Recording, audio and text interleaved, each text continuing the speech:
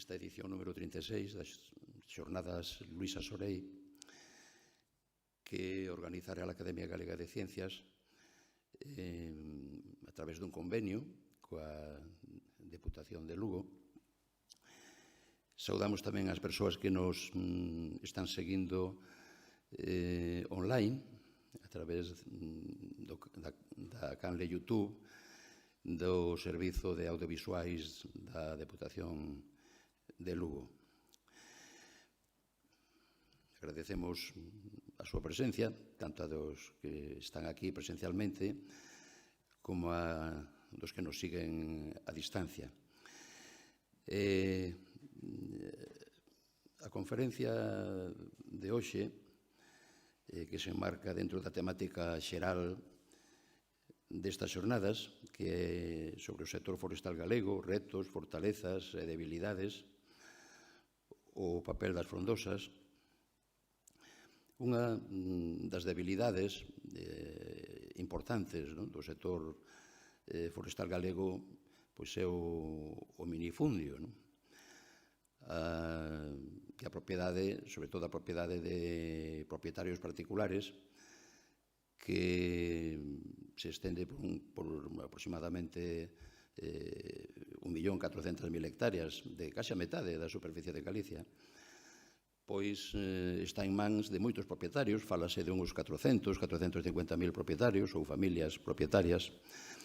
É moi repartida, a superficie media de cada propietario pois é do orde de 2 ou entre 2 e 3 hectáreas, pero divididas ao mellor en 10, 15 ou 20 parcelas, de superficie media está entre 1.000 e 2.000 metros cadrados. Por iso, o tema que traemos hoxe, oportunidades do asociacionismo e da necesidade de asociarse entre os propietarios, asociacionismo cara a xestión sostible do monte, e tamén compensación dos servizos ecosistémicos, pois eu penso que é ben acaída por esas circunstancias que acabo de comentar. E sobre ese tema nos vai a falar Xosé Covelo Míguez, a que lle agradecemos que nos acompañe e que forme parte do elenco de relatores desta edición das xornadas.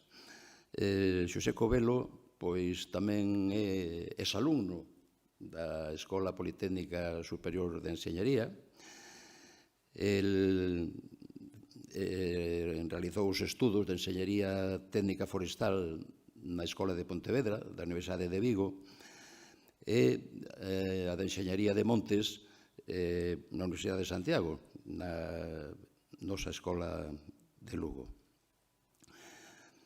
Actualmente é o director da Asociación Forestal de Galicia, ten 20 anos de experiencia no sector forestal galego, traballando en distintos ámbitos. Eu creo que o primeiro traballo que tivo foi con nós, precisamente un traballo de investigación sobre xestión de masas de frondosas, ao rematar a carreira, me imagino que sería.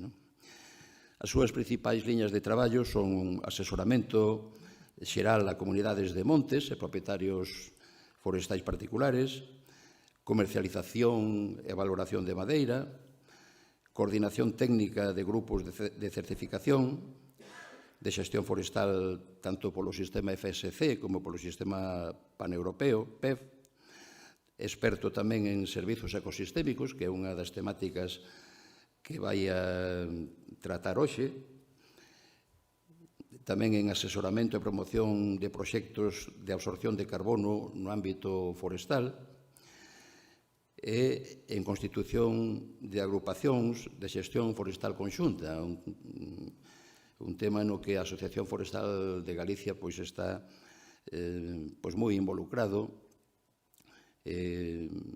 axudando a pôr en marcha máis dunha dúcia de asociacións forestais de xestión conxunta que esperamos que funcionen ben e, polo tanto, que sirvan un pouco como espello,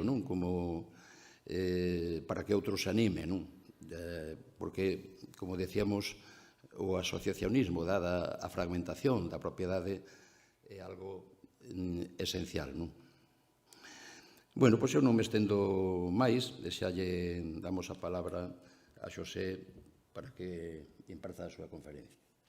Vale, boas tardes a todos. Antes de nada, obviamente, moitas gracias ao convite do profesor Antonio Rigueiro, a Deputación de Lugo, obviamente, e a Real Academia de Ciencias Galegas por darme esta oportunidade de retornar a miña segunda casa, non? Para min Lugo sempre foi, unha vez que traballas e vives en Lugo durante un período, pois te asintes dentro, entonces é unha honra poder volver a Lugo de vez en cando e recorrer este magnífico lugar e esta magnífica cidade coas súas murallas e esa idiosincrasia da xente tan peculiar que a mí tanto me gusta, non? Bueno, vamos a facer un poquinho, entonces, un relatorio, espero que non sea moi denso e que vos satisfaga, non? Un relatorio de diferentes ideas, conceptos, iniciativas relacionadas co cooperativismo, co asociacionismo, con traballar de forma agrupada, con buscar posibilidades e sinerxias máis alá do individualismo, non? Unha asociación se crea con esa finalidade, sumar entre todos para superar problemas, non? Entonces, gran parte da conferencia de onse vai falar sobre esa cuestión, non? Como nos agrupamos para solucionar determinados problemas ou buscar novas alternativas ou facer viable diferentes aspectos ou montes ou situacións ou problemáticas relacionadas co eido forestal en Galicia. Daí o título un pouquiño da ponencia, oportunidades do asociacionismo cara a xestión sostible dos montes, e entraremos cara ao final no tema da compensación de servicios ecosistémicos. Entonces, o primeiro que hai que comentar é que o tema de asociarse, de traballar de forma conxunta no eido forestal, xa ben recollido en determinada legislación. A Lei de Montes Veciñais fala das comunidades de veciños, podrán mancomunarse, agruparse, vinculados aos montes veciñais, obviamente, pero a súa vez pódense agrupar as comunidades de montes en mancomunidades. Sempre estamos cun concepto transversal a calquer legislación forestal de traballar de maneira conxunta. Bueno, pois aí tedes eses parágrafos, non? O artigo 47, o artigo 15 da Lei de Montes Veciñais e Mancomún. A Lei de Montes de Galicia fomenta o asociacionismo forestal, vale? As actuacións da Administración Forestal serán prioritarias ou irán enfocadas a dar resposta ás demandas das asociacións de propietarios forestais. Daí, bueno, ven un pouco a necesidade de que vayan existindo tamén asociacións no territorio para representar e ser voz dos propietarios. A legislación o recollía, pero a legislación non o recollía porque fose unha iniciativa que viñese de arriba para baixo, senón que os propietarios se daban conta xa no ano 86, no ano 12, previamente da necesidade de traballar de maneira conxunta, polo cal se demandaba de que as asociacións e a forma de asociarse e de traballar de forma cooperada aparecese recollida na legislación, non? Como así en determinados artigos. O Consello Forestal de Galicia, un órgano participativo promovido pola Consellería de Medio Rural e Asunto de Galicia, tamén fala de que participarán as asociacións de propietarios de propiedades forestais, titulares de montes, de comunidade de montes. Entonces, lle están dando tamén un hueco na representación e no debate político de política forestal do país, non? Ese é un pouquiño a introdución de cara a que a legislación xa contempla a fórmula de asociarse, de agruparse, de traballar de maneira conxunta. Pero antes hai que dar un paso atrás, non? Que tipo de propiedade temos en Galicia? Temos propiedade pública, montes veciñais e mancomún, por todos coñecidos, non? Diferencial a outro tipo de montes que hai en outras partes da península, non? É unha figura moi especial onde os veciños se autoxestionan. Monte veciña e mancomún ven sendo, ao final, traballar de forma cooperativa e de forma conxunta para xestionar un territorio. E os montes particulares, vale? 1.300.000 de hectáreas aproximadamente de montes particulares, 660.000 de montes veciñais e moi pouquiña superficie pública, 53.000, a diferencia de outras partes da península, non? Esa é a foto da realidade da propiedade en Galicia, aproximadamente. Vale. Obviamente, miramos que hai 500.000 de propietarios particulares. Eso quere dicir que en todas as casas de Galicia hai propiedade forestal. É imposible que nunha casa non haxa algunha propiedade forestal. Montes veciñais, hai 3.000 e pico montes veciñais, vale? E montes públicos 238. Este é un esquema desa estrutura de ir agrupándose, os montes veciñais se agrupan en mancomunidades, os propietarios particulares se poden agrupar en agrupacións ou asociacións de propietarios locais, comarcais, e en grandes asociacións ou asociacións de tamaño regional de propietarios forestais, e esta, a súa vez, en confederación de asociacións de propietarios a nivel estatal ou a nivel europeo, non? Poñemos aí donde nos situamos, esta asociación forestal nese escalón de asociación de propietarios forestais a nivel regional, autonómico, que a súa vez está integrada en COSE, que é unha confederación de propietarios a nivel estatal. Hai agrupacións de propietarios, isto se descoñece por moita xente, non? En Murcia, en Cataluña, no País Vasco, e temos moitas relacións con eles porque hai problemas comuns e a veces hai solucións diferenciais que podemos replicar. Volvemos a falar de cooperatismo e de cooperar, de buscar solucións de forma conxunta. E depois está USE, que é a Unión de Silvicultores do Sur de Europa, que é unha agrupación de diferentes confederacións de propietarios francesas, italianas, de Portugal, de España, donde tamén dáse voz en Bruselas, dos problemas que poidan vir, das circunstancias que poidan vir, das necesidades legais que se poidan defender ou tratar dende a Unión Europea en Bruselas, basicamente. Este é unha organización de menos a máis ou de máis a menos da distribución e da coorganización e cooperación e asociacionismo na que a Asociación Forestal, na que eu son o director, se atopa nesa zona intermedia. A asociación, hai que presentarse, unha asociación sen ánimo de lucro que se constituiu no ano 86, por próximo ano chegamos aos 40 anos de traballar para 27.000 propietarios forestais entre particulares, comuneiros, unha gran cantidade de comunidade de monte, 242 aproximadamente, e sumamos 120 e pico mil hectáreas de monte galego entre particulares, comunidades, algún monte público, cada un coa súa peculiaridade e a súa problemática e as súas necesidades. E aí onde estamos traballando dentro da asociación, buscando sempre ese traballo cooperativo de crear sinerxias. Os fins de unha asociación poden ser similares a outras, pero basicamente defender os intereses dos asociados ante as administracións, ante a industria, no caso do eido forestal, ante outras entidades do sector forestal, dar solución ou buscar información, asesoramento I+D que poida mellorar a silvicultura, a xestión sostible dos montes, divulgación, formación, aumentar a rentabilidade daqueles montes para que se podan autososter, non?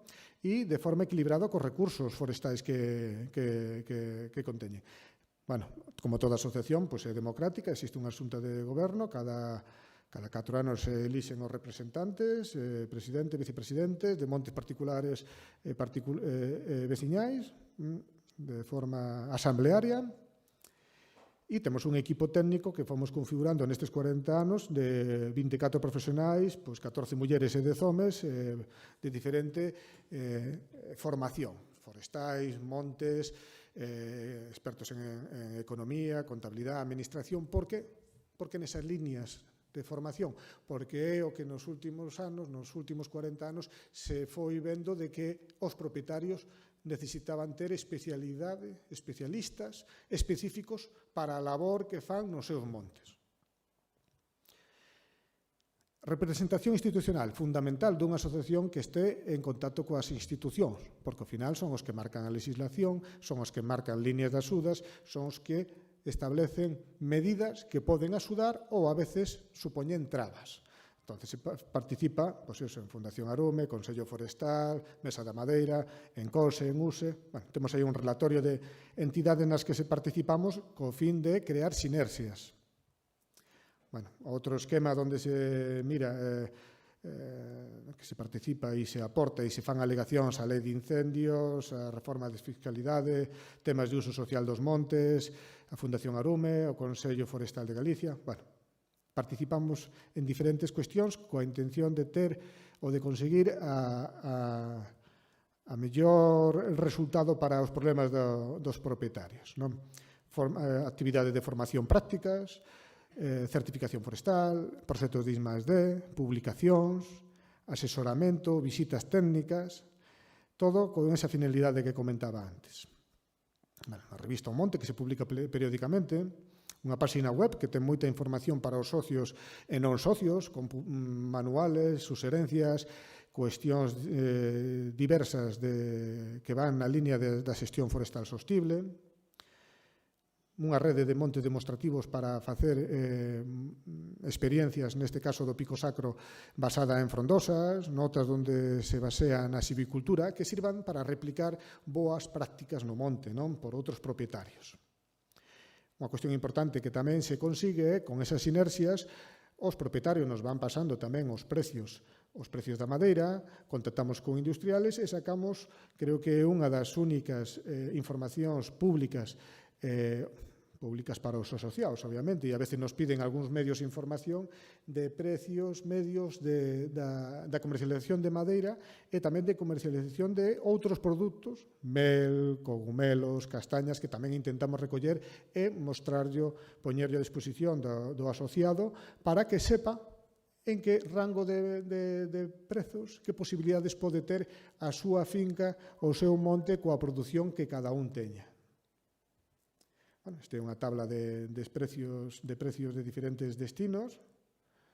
Se organizan subastas tamén para a venta de madeira, en proxectos de I+D, Interreg, Biotefor, LIFE, diferentes proxectos que nos permiten captar conocemento para transmitilo ao propietario para que o poida aplicar nos seus montes.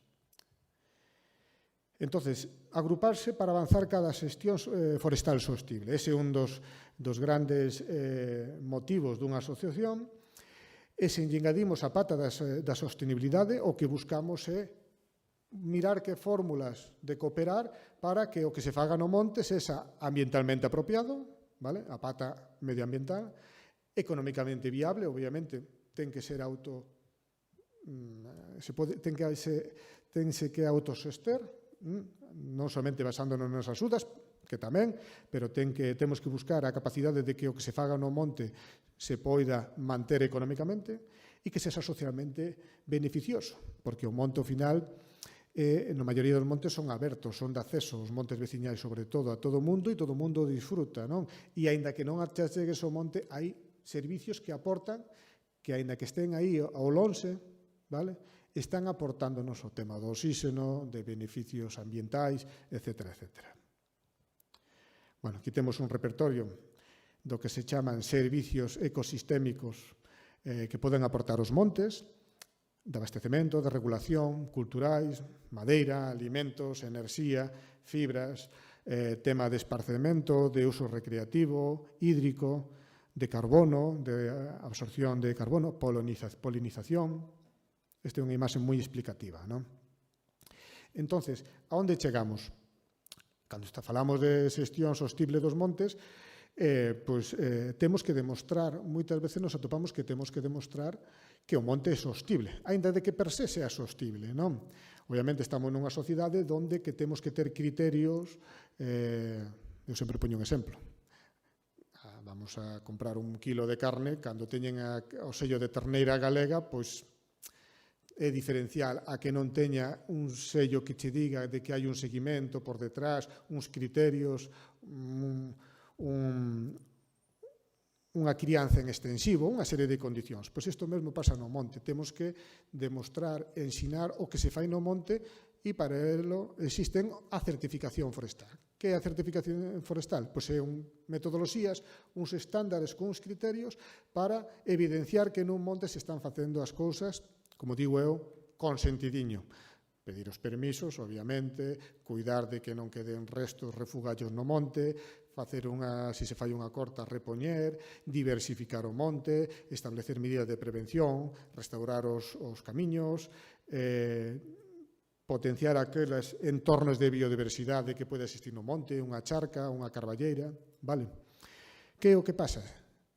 Si cada un dos propietarios quere certificar individualmente, iso salelle moi caro. Hai que contratar un auditor, hai que facer un control técnico, hai que facer unha serie de informes. Entonces, unha solución que existe en diferentes formatos en toda Galicia e en determinadas comarcas de España é agruparse, formar un grupo de certificación. Aí, dentro da Asociación Forestal de Galicia, creamos o noso grupo no seu día, tanto do sello PEF, como do sello FSC. Son os dous principais sellos de certificación de xestión forestal sostible que existen a nivel mundial e, desa maneira, logramos que o custe para os propietarios, sobre todo para o pequeno propietario, da certificación sexa moi baixo. Vale. Si cada un fora individualmente, o coste sería moi elevado. Entonces, facemos ese grupo, traballamos de forma conxunta todos, existen zonas de reservas, zonas máis produtoras, zonas de uso social, e entre todos funcionamos como unha gran casa, non? Con diferentes habitacións, pero todos cohabitando e indo no mesmo camiño. No noso grupo de certificación PEF, pois está auditado por AENOR, 9.370 xestores, 21.000 montes e 51.000 hectáreas, e no DFSC, pois, auditado por SCS Global Service, con 7.900 xestores, 17.000 montes e casi 43.000 hectáreas. Bueno, algún monte se certifica nun, outros noutros, e algúns dous, porque é unha opción que hai, non? Poder certificarse nun ou noutro grupo, en función tamén dos beneficios que che poida ter, porque depois tamén hai beneficios por agruparse e certificarse. Tema de que si podemos pedir unha línea de axudas temos máis puntuación, si vamos a vender a madeira, pois poderemos ter €1,5, 2, 3 euros por tonelada, todo supeditado a que hai que facer uns criterios e hai que seguir unha serie de medidas de xestión sostible no monte, que eso nos encargamos os técnicos de explicar, vale? Pero, como digo sempre, é medidas do sentido común, vale? Tamén temos un grupo de cadena de custodia para pequenas empresas, vale? Con 22 empresas, que tamén é un paso intermedio que intentamos dar apoio. E chegamos a outra fórmula que estamos traballando na Asociación Forestal de xestión agrupada, non? Neste caso é o concepto de venda agrupada de dereitos de carbono. Sabedes que nos montes absorben, a arbolado absorbe carbono, absorbe CO2, quedase coa C na madeira, o carbono, e emite oxígeno, non? Existen determinadas plataformas ou fórmulas para poder recoñecer a labor dos montes para absorber carbono, e despois existe determinadas empresas que, por responsabilidade social corporativa, están dispostas a apoiar a proxectos de absorción de carbono no monte, como digo eu, o plancton no mar, pero nós non somos de mar, somos de monte, entonces nos centramos na nosa especialidade, non? Están dispostos a aportar recursos, dar apoio na súa responsabilidade social corporativa para que esas masas sigan durante moitos anos mantendo carbono, non? Aí acumulado. Entonces, que é o que nos atopamos? Bueno, pues en España principalmente está funcionando o rexistro do Ministerio de Transición Ecolóxica, que permite inscribir certos proxectos, que sexan creación de novas masas en zonas rasas forestais, non se pode plantar en zonas agrarias, non se pode plantar para a produción de madeira. Para a produción de froitos, sí, non? E despois en zonas que se restauran tras unha catástrofe, como pode ser un tema de incendio. Entonces, ese rexistro recolle a eses proxectos, hai que facer o informe técnico oportuno, nós nos encargamos de facer ese informe e de maneira agrupada vamos escribindo diferentes proxectos no rexistro do Ministerio. Pero, sobre todo, o interese é a venda do carbono. A veces a empresa non quere andar a comprar 5 toneladas de aquí, 20 de lá e 30 de lá. Queren 400 toneladas. Nos ofrecémoslle paquetes. Entón, facilitamos que os proxectos inscritos dos propietarios forestais, vale, se poidan vender en paquetes agrupados, vale, e podan obter pois, un ingreso directo polo tema do carbono que lle vai a axudar a manter, a soster o seu monte, vale, a mellorar as condicións desa masa sobre a que se dá ese beneficio, ese ingreso, non, económico, e, ademais, potenciar outras externalidades que tamén son moi valoradas en esta cuestión do carbono, non? Como poden ser temas de biodiversidade ou de conservación do suelo, vale? Aquí temos un pequeno plano de Galicia onde temos concentrados marcadas diferentes proxectos que están inscritos e temos a evolución dende o ano 2014 hasta actual dos proxectos que dende a Asociación Forestal se xestionou a súa inscripción e vaya por diante que a inscripción sempre se fai a nome do propietario. Nos únicamente facemos labor de intermediación e de captación de empresas que queren comprar para venderlle lotes agrupados de as toneladas dos propietarios e despois se lle repercute ese ingreso para que xestionen o monte da mellor maneira posible. E, por encima, aínda o que facemos é facer un seguimento deses proxectos, desas masas, para que sigan cunha xestión sostible e non queden en abandono. Vale? Iso é importantísimo. Así, unha cifra do noso, nos chamamoslle Galicia Resenera, un programa Galicia Resenera. Podedes ir á páxina do Ministerio, se buscades por Galicia Resenera, mirades todos os que de maneira agrupada fomos inscribindo no Ministerio. Entón, ata final de 2024, pois restauráronse, co apoio de dereitos de carbono, 3.425 hectáreas, que conste que é o mercado voluntario, onde as empresas non teñen obriga de compensar, pero sí que están dispostas a aportar unha cantidade para apoiar estes proxectos. Despois hai o mercado regulado, que iso depende das altas instancias, digamos, e son empresas que teñen obligación, pero o mercado do registro do Ministerio non pode entrar no mercado regulado. Chegarás algún día, pero de momento non. Aí temos información da superficie restaurada e o número de proxectos de absorción dentro do programa que chamamos Galicia Resenera, non? Destes proxectos de absorción, pois, se compensaron xa 189.014 toneladas de carbono, e xerou un ingreso para os propietarios, o 93% deses ingresos foron para os propietarios directamente, de 4,75 millóns de euros. O sea, unha cifra importantísima. Obviamente hai que ter as características para poder acceder a esta cuestión, non? E ese porcentaxe que se podedes ver aí descontado é todo o traballo de seguimento, de cartografía, de información e de seguimento e de captación de empresas ou relacións con empresas para poder conseguir facer captar o recurso, o apoio que quere facer esa empresa en base á súa responsabilidade social corporativa. Esta é outra fórmula de traballar de maneira coordinada, conxunta, agrupada, que estamos facendo dende a Asociación Forestal de Galicia.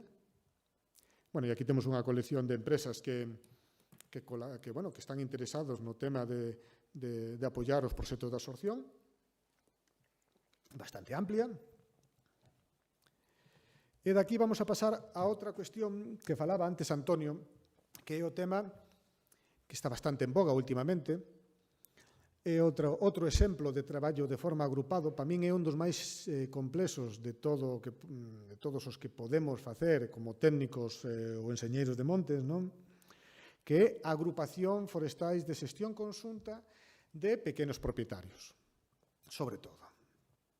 Entón, unha agrupación forestal de xestión conxunta, basicamente é un terreno, vamos a partir quedémonos con idea dunha imaxe dun terreno, dunha superficie onde en Galicia, sabedes, hai minifundismo, 0,1 hectárea, 1.000 metros, 2.000, 500, 400, 30 metros cuadrados, en algunhas zonas pode haber 2 hectáreas, unha sucesión de propietarios, aquí mirades perfectamente nesa gráfica, a cantidade de parcelas, nese terreno, a cantidade de parcelas catastrais que hai, non? Xestionar iso de forma individual cada vez é máis difícil.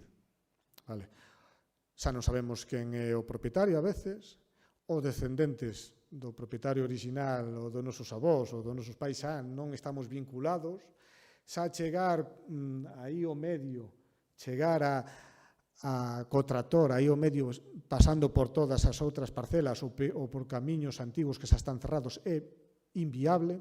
Entón non queda outra fórmula que nunha situación de minifundismo e das dificultades orográficas que hai en Galicia e en outras zonas da península, que traballar de maneira agrupada, como se facía antes.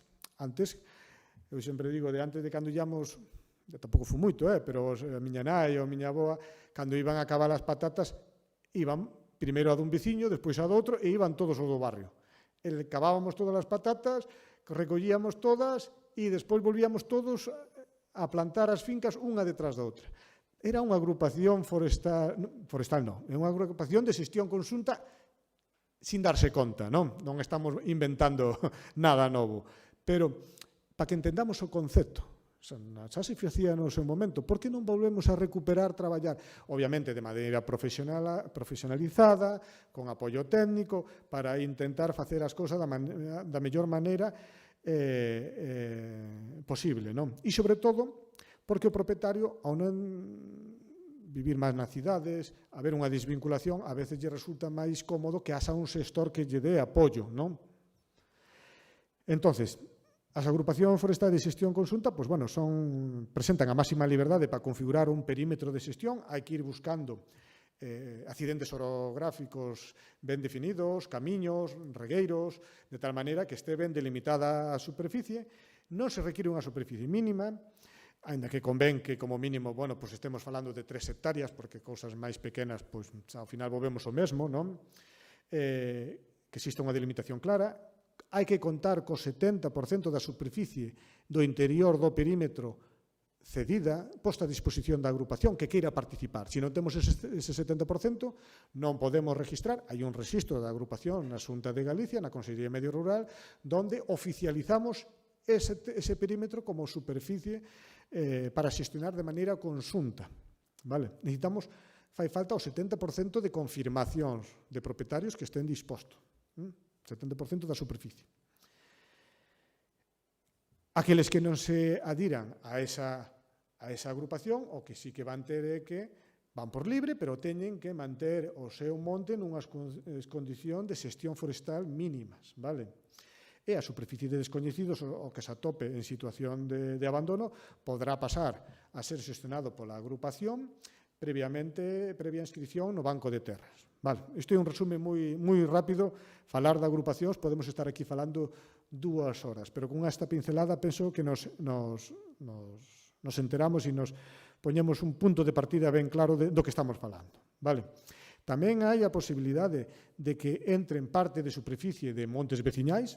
A veces é interesante, temos un monte veciñal, temos un enclavado, interesa facer unha agrupación do enclavado co monte veciñal.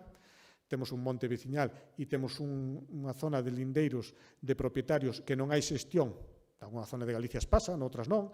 Non hai xestión, entonces o mellor a propia comunidade é quen dinamiza xestionar e colabora. Bueno, pois podría entrar a parte da superficie dentro dunha comunidade, dunha agrupación para dar apoio tamén a xestión dese terreno, que está en abandono. E quero poñervos algúns exemplos reais dos que estivemos traballando últimamente. Este é unha agrupación en Mondariz, Vila Sobroso. Hai parcelas, aí xa se miran as parcelas grandes, son neste caso de unha entidade local menor, e despois enclavadas e entrecruzadas diferentes parcelas de propietarios particulares. 46 parcelas, 20,34 hectáreas, 32 parcelas propietarios diferentes. É importante no tema das agrupacións ter en conta de que ten que haber vontade, polo menos dunha serie de veciños da zona. Eu sempre digo unha cousa, eu podo chegar ali, explicar a fórmula, dar apoio, pero eu non son o veciño que vivo ali. A xente non me vai ter desconfianza, obviamente. En Galicia, normalmente, somos moi desconfiados de per se, van desconfiar. Entonces, o primeiro é que a xente dali sexa quen demande, que este disposta a traballar para formar esa agrupación, porque ao final vas a ter que Falar co veciño, localizar quen foi o descendente de Antonio Ramírez, que era o bisavó, que tiña aquela finca, aquela dindeira coa túa. Hai que facer un traballo tamén de localización no que ten que implicarse a poboación local e os propietarios locais. Iso é importante. E os técnicos daremos todo o apoio que proceda, non? Outra, en Moriscados tamén. Agrupación de Brete, 34 parcelas, 25,33 hectáreas, 17 propietarios forestais. Aquí entra tamén superficie de monte veciñai. Xa mirades que é un queso gruyer, propietarios monte veciñai, vale? Hai numerosas coasísticas, Este é todo propiedade particular, en Silleda, agrupación de Moalde.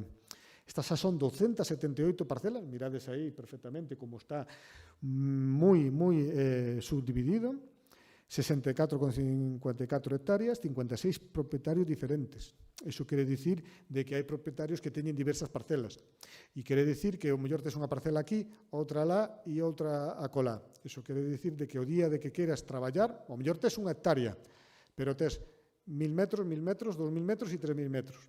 Se che dificulta. Desta maneira vamos a poder traballar optimizando cada zona e ter o beneficio proporcional que corresponda pasado o tempo. Vale. Esa é unha cuestión que tamén dicir, e que beneficio saca o propietario? Bueno, primeiro é identificación da propiedade. A maioría do catastro está mal, con titulares mal identificados, ou sin titulares, ou coa xeometría do catastro diferente á realidade. Ese é o primeiro que é beneficio. Porque vamos a facer a agrupación, vamos a recompilar a documentación, vamos a facer medicións dos muros, dos marcos e vamos a reestruturar, ou polo menos vamos a intentalo. Temos que lidiar coa administración, sobre todo co catastro. Despois tamén, se é unha zona de alto risco de incendio e está abandonada, reducir que aí se produzca ou que avance un incendio de cara a zonas de casas. Aquí non teño, pero aquí se mirade na zona sur, aí saí unhas naves e hacia o sur hai diferentes vivendas, vale? Aquí tamén hai unha zoniña tamén na zona surleste, hai unha pequena zona de vivendas. Aquí tamén hai unha vivenda. Nesta de Moalde hai zona de piñeiros, hai zona de pastos, hai zona que vai ter unha vocación de produción de castaña, que hai xente interesada na castaña. Noutras hai zonas de piñeiros, con posibilidade de piñeiros. Hai zonas de frondosa, vale? Hai zonas de eucalipto tamén que necesitan restituirse. Agrupación de Momán, principalmente de piñeiros, con algunha parte de frondosa. En Sermade, 72 parcelas, 29,76 hectáreas, 28 propietarios diferentes. Bueno, hai moitos casos. Esta zona, agrupación de Montes Vigo Sur, se agrupou, foi promovida pola comunidade de Monte de Sallán, falou cos seus veciños e ese enclavado que está perfectamente identificado, o azul é o Monte Veciñal, o enclavado son propietarios particulares. E isto vai ser todo para crear unha área de defensa estratégica no entorno de Vigo e transformar esa zona que tiña acacias e bastante eucalipto, transformalo nunha zona de frondosas caducifolias que fagan unha función de parapeto antiincendios. E esta zona arbolada que está no norte é unha das áreas recreativas, parques forestais con máis visitantes que hai na comarca de Vigo, polo cal ten a súa lógica tamén para o uso sociorecreativo. Estamos falando xa de servicios ecosistémicos. Vale? Barcela, en Arbo, aquí entra tamén Comunidade de Montes, con moitos enclavados, e aquí hai unha peculiaridade. Bueno, 180 parcelas, 30 hectáreas, 21 propietarios diferentes. Esta parcela, esta zona toda é unha antigua mina romana que ocupa toda a superficie de monte veciñal e de montes particulares. O aire libre, non? Se mira, aquí non se pode mirar, pero esta zona de aquí central, onde se mira que hai unhas parcelas particulares alineadas, é a zona de saída de cando botaban a auga e iban escarbando para que ir localizando posibles zonas ou vetas de ouro, non? Está catalogada, protegida con patrimonio. Vamos a ter que ser moi imaginativos para poder facer aí unha intervención interesante, porque agora hai que captar recursos, pero aí a vocación é protección do patrimonio e o mellor pasado o tempo, pois unha zona zona cultural ao aire libre do patrimonio romano que hai ali, que aquí En Lugo sabedes moito do tema do patrimonio cultural romano, pois no sur de Galicia, abaixo é o río Miño, para que entendades, unha actividade mineira que había de origen romano, non? Outra das agrupacións, xa para ir rematando, é esta, entre os lameiros, que está no Concello de Piñor. 125 parcelas, 32,10 hectáreas, 21 propietarios, todos particulares, vale? Esta para nós é unha das agrupacións máis avanzadas que temos. Se creou a agrupación, temos aí as reunións coa xente, se visitou o campo, se constituou unha asociación para rexir e gobernar a agrupación, se estableceron acordos, todo vai con documentación, con acordos por escrito, para que cada un sepa o que hai, o que se vai facer e o que non, ou polo menos intentar, porque todo vai depender de que nós como técnicos vamos a intentar captar recursos económicos dos servicios ecosistémicos, da pouca madeira que haxa no monte, ou de subvencións, obviamente, e de línea de financiación.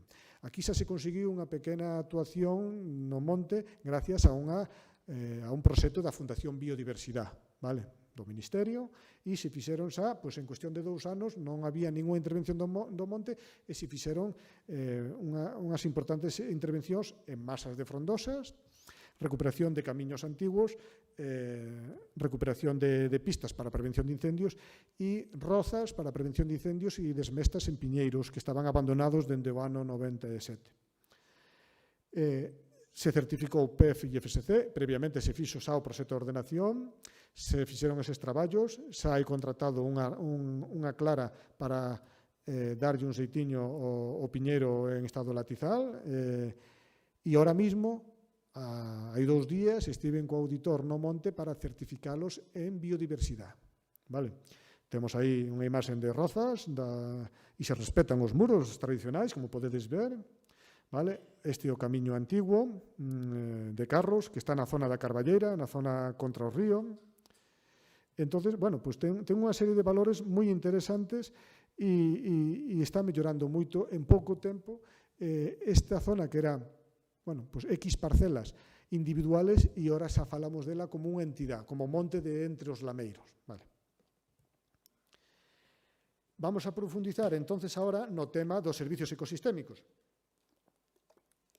que son potencialidades, diversificación dos produtos que ofrecen os montes, pero sempre tendo en conta de que nós estamos traballando en todas estas novas líneas de traballo de índole forestal, pensando sempre de maneira agrupada, de maneira conxunta. Para poder ter accesos aos servicios ecosistémicos, primeiro o monte ten que estar certificado. Polo cal, hai un grupo de certificación, te adires, xa damos o primeiro paso. E ahora mismo tamén estamos traballando para, unha vez certificados os servicios ecosistémicos, captar de maneira agrupada posibles doantes, entidades públicas, privadas, que estén dispostos a apoiar a persistencia dese servicio ecosistémico no monte, porque, obviamente, manter algo sempre require unha inversión. Se queremos facer uns clareos, unha prevención de incendios, temos que contratar unhas empresas e temos que, obviamente, ten o seu coste e cada un, como dice outro, cada un vive do seu traballo, non?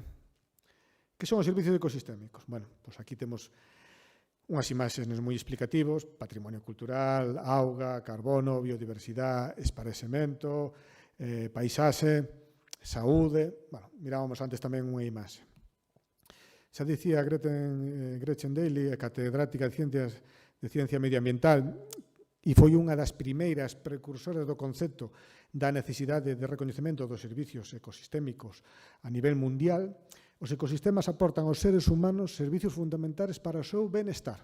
Esa é unha definición simple tal. E fai un engadido. máis alá do PIB, vale, do Produto Interior Bruto. Non? Está xa dándonos unha idea de que da necesidade do servicio ecosistémico para o ser humano, para a sociedade, máis alá do beneficio económico inmediato, vamos a decirlo así. Que tamén é necesario na fórmula de madeira, a madeira é sostible, sempre a todos nos gusta ter materiales de madeira, edificacións de madeira, porque sabemos que é renovable, bueno, suplanta en parte a unha porcentaxe de outras materiais que teñen unha maior pegada de carbono, como o aceiro, os cementos, bueno, pois é unha cuestión fundamental. Pero hai outros servicios, vale? Suministro de servicios, alimentos, produtos forestais, auga, regulación, control de inundacións. Temos agora o pensamento na situación que pasou en Valencia, non? O tema das inundacións, como a vegetación, como a conformación do territorio fan a súa labor para evitar de reducir os danos por inundación, por erosión, sequías. Vale. Cada vez é máis habitual mirar que ao cabo do ano houbo tantos falecidos por golpes de calor. Cada vez é máis habitual. Esos son servicios ao benestar da xente. E quen o proporciona? O noso medio. A degradación do terreno, obviamente a calidade do solo, o carbono acumulado no solo, a calidade do aire para respirar, para non ter enfermidades pulmonares, vale, o clima. Servicio de apoio, bueno, o solo para ter posibilidades no futuro de ter terrenos productivos para alimentos, ciclo de nutrientes, ese reservorio de carbono especiais, usos espirituais, recreativos, de ir o fin de semana, algo tan simple como ir a facer unha pequena churrascada ou ir cos nenos ao monte, esos son servicios ecosistémicos fundamentales, non? E o patrimonio cultural. Aquí témolo máis relatar, máis definido, non? Podemos definir biodiversidade, carbono, auga, solo e recreación. Digamos que eses 5 son como as 5 principais patas dos servicios ecosistémicos máis alá da madeira, vale? A hora de certificar estes servicios e de traballar con eles, bueno, pois temos factores como a restauración da cuberta forestal natural, conservación de paisaxes forestales intactos, conservación dos bosques naturales, conservación e mantemento e aumento da diversidade das especies. Hai diferentes factores relacionados con cada servicio, beneficios que aporta cada servicio. Non? Carbono, conservación, restauración das reservas de carbono, a auga, a calidade da auga, a cantidade da auga, os fluxos hídricos naturais que existen nos ecosistemas, vale? O factor esencial para o suministro de agua potable á poboación, e iso, que iramos ou non, sale do monte. O solo, restauración e mellora da condición do solo como elemento fundamental para albergar a vida e a natureza. Recreación, pois, o que comentaba antes, restauración de áreas con servicios recreativos importantes. Turismo, aí tamén se fala de turismo, e cando se dice turismo xa estamos pensando na parte negativa. Cando se fala de servicio recreativo, de turismo falase de turismo de natureza, de achegamento respetuoso á natureza. Vale? É unha cuestión que quero resaltar. E aquí temos exemplos, non? Servicio recreativo, bueno, pois aquí temos en Coruso, en Vigo, en Sendeiro, en Zamás, o petroglifo da Lapa Furada, bueno, o patrimonio cultural que está nos nosos montes. Eso aporta un servicio recreativo cultural. Vale. Moitas veces se traballa de maneira mancomunada, como se está facendo en determinadas zonas de Galicia, en concreto en Vigo, para xestionar estes servicios de forma conxunta entre todas as comunidades de montes e os particulares que hai nese concello e poñelos en valor de forma conxunta, non cada un polo seu lado. Entonces, xa se está poñéndose encima da mesa iniciativas de poñer en valor de xestión conxunta dos servicios ecosistémicos. Vale? Unha ruta arqueolóxica, vale? Restauración, esta é unha restauración que se fixo dun muiño, non puxen a foto previa, pero estaba en bastante mala situación, na comunidade de Montes de Mouriscados, en Mondariz. Vale? Podo dicirvos que ali está o pobo de Crespos, que creo que non teñen cativos. Todo o mundo é xente maior, non? E cando miraron o muiño, pois foi unha alegría moi importante, porque foi o muiño onde eles de pequenos pasaban moito tempo, iban a facer a muiñada, e entonces, bueno, tamén ese patrimonio espiritual, non? Do valor da nosa memoria. Actividades ao aire libre, bueno, que se fan en moitos montes, Salláns, Castelo, as típicas áreas recreativas ou parques forestais, biodiversidade, aí temos proxectos como en Coruso e en outras zonas onde se está recuperando a bacaloura, identificación das especies de freixo, nogueira e outros elementos de interés relacionado coa biodiversidade. O factor ligado á biodiversidade de divulgación dos valores dos nosos montes e da natureza. Bueno, aquí se miran diferentes actividades ligadas ao servicio ecosistémico de biodiversidade. Os nosos froitos, os froitos que se poden utilizar do monte, non? Castañas, cogumelos, esos tamén son servicios de biodiversidade e de diversidade e aproveitamento. Estas son imaxes de un estudio de biodiversidade que se realizou tamén no monte de Mouriscados e tamén do monte de Entre os Lameiros, que comentaba antes en Piñor, non? Que, bueno, pues son as Lorena e Alba, que estudiantes de bioloxía, pues fixeron uns estudios de biodiversidade e captaron, bueno, fixeron un inventario da diferente fauna que hai no sitio, non? E sempre fago esta pregunta: cal é o valor que lle damos ao mantemento e mellora das zonas de reserva e protectora dos nosos montes? Porque a veces se dá valor teórico, tal, pero ese valor non se concreta en un apoio claro e contundente. E iso é o que queremos facer, conseguir ese apoio, ese mecenazgo ou esa involucración social para que iso poida manterse no tempo e que non recalla esa labor únicamente nos propietarios do monte, vale? O mesmo para o servicio hídrico. Cal é o valor que lle damos á auga e ao mantemento deste recurso? Bueno, pois temos que normalmente, cando nos acercamos a unha época de sequía ou pasamos unha época prolongada de sequía, valoramos a auga de diferente cando estamos en época de chuvias, non?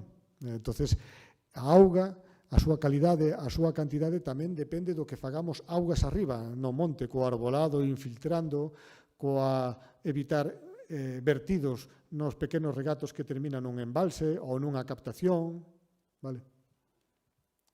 Aquí temos exemplos, bueno, a fervenza das lapas, que ten o seu valor tamén recreativo, pero aí existe unha biodiversidade importante.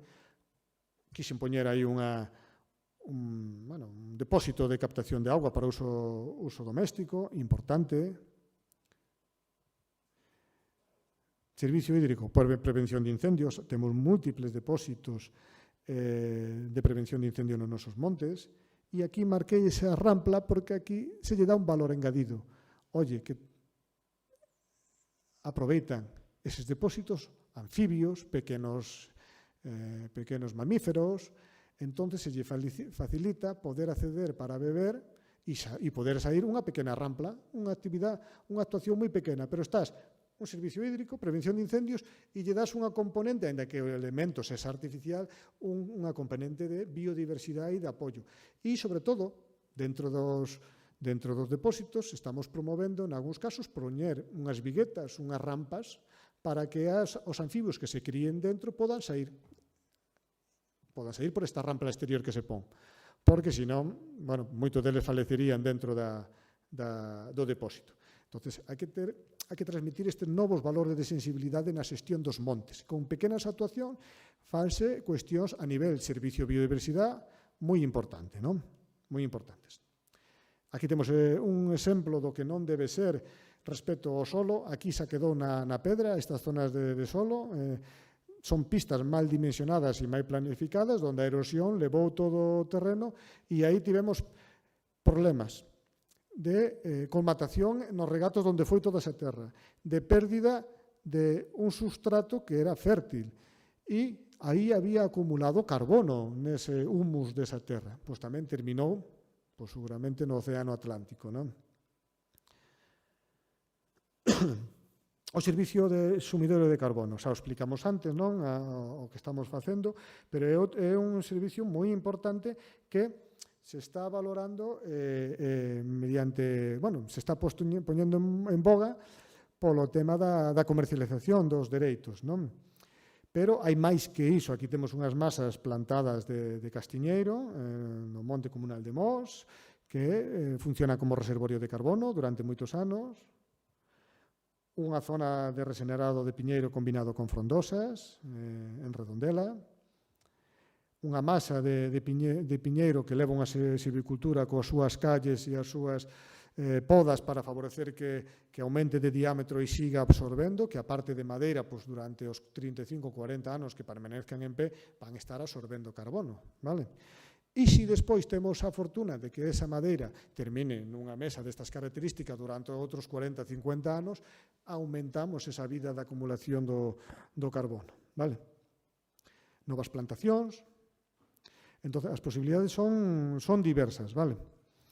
E ora entro nunha última parte que é os servicios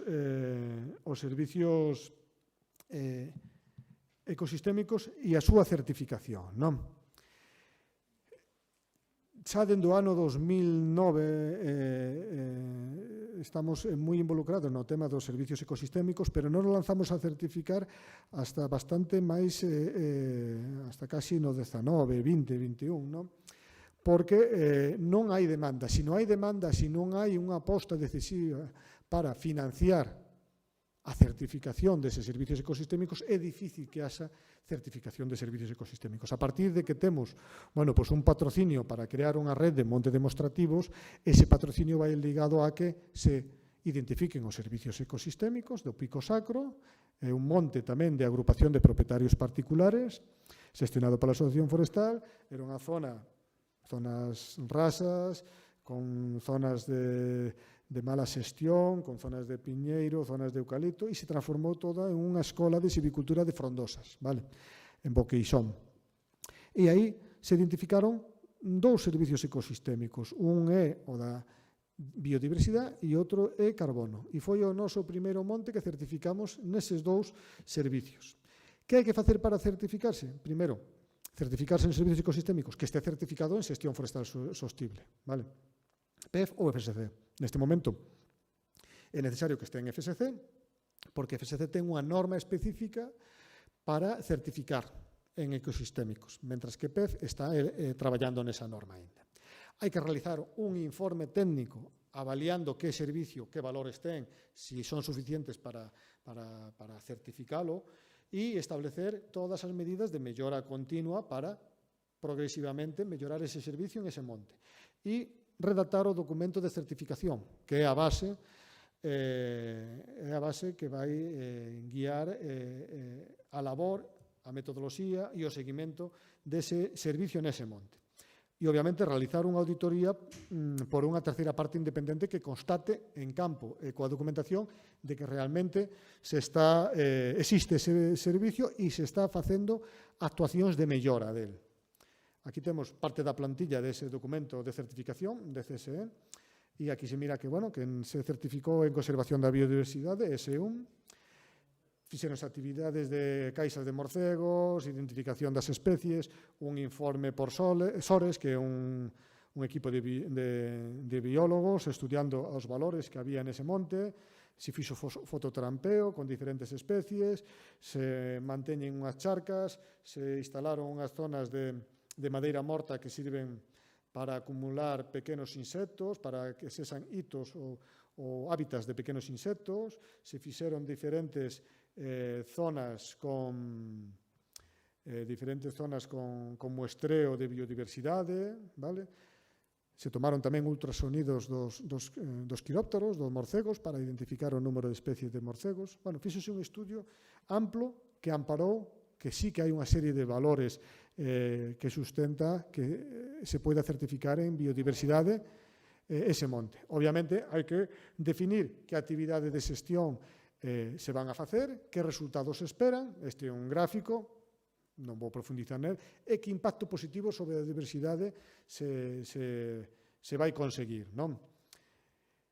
E se vai facer unha comparativa, hai que facer unha comparativa, unha situación, o que se chama teoría do cambio, unha situación inicial e unha situación de mellora, a onde chegamos, e que vai servir de punto de partida para a seguinte mellora que vai haber no futuro.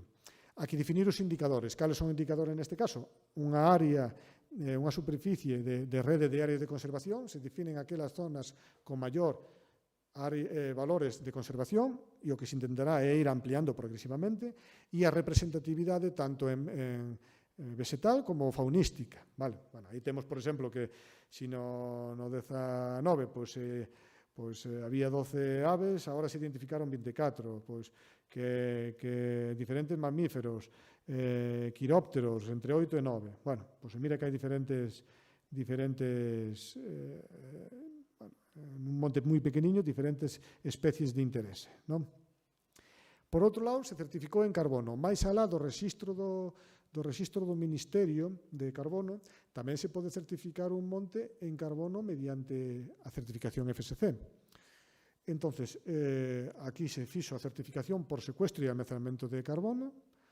Naquelas masas, como se mira aí abaixo, que van a permanecer máis tempo, máis adultas, masas adultas que van de frondosas caducifolias, que van a permanecer no tempo. Se cuantificaron, se mediron e se calculou o carbono. Cada X tempo vai se ir medindo para mirar como evolucionan esas masas, que non se perde ese reservorio, o sea, que non se corta ni se destrue, e que o seu crecemento vai aumentar o carbono disponible acumulado, reservado nesa masa. Vale?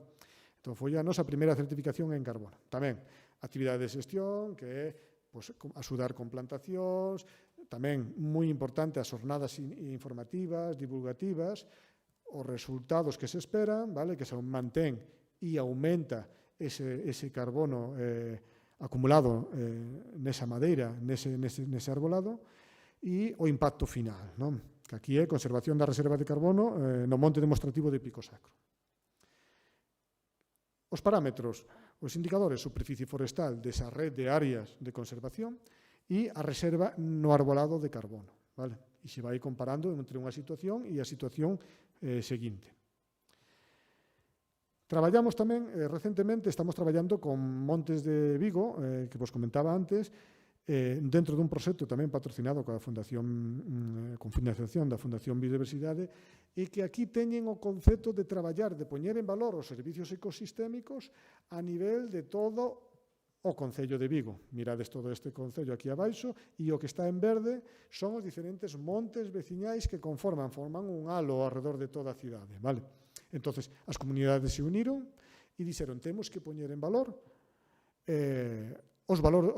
o que aportamos dende os montes veciñais á cidade de Vigo, unha cidade de 300.000 personas que teñen unha alta presión recreativa, van ao monte para correr, van ao monte para disfrutar, pero tamén hai elementos de biodiversidade e hai elementos importantes como o hídrico, con un embalse como o de Zamás, que dá suministro de auga a unha importante poboación, tanto de Vigo como do Concello do Lao de Nigrán.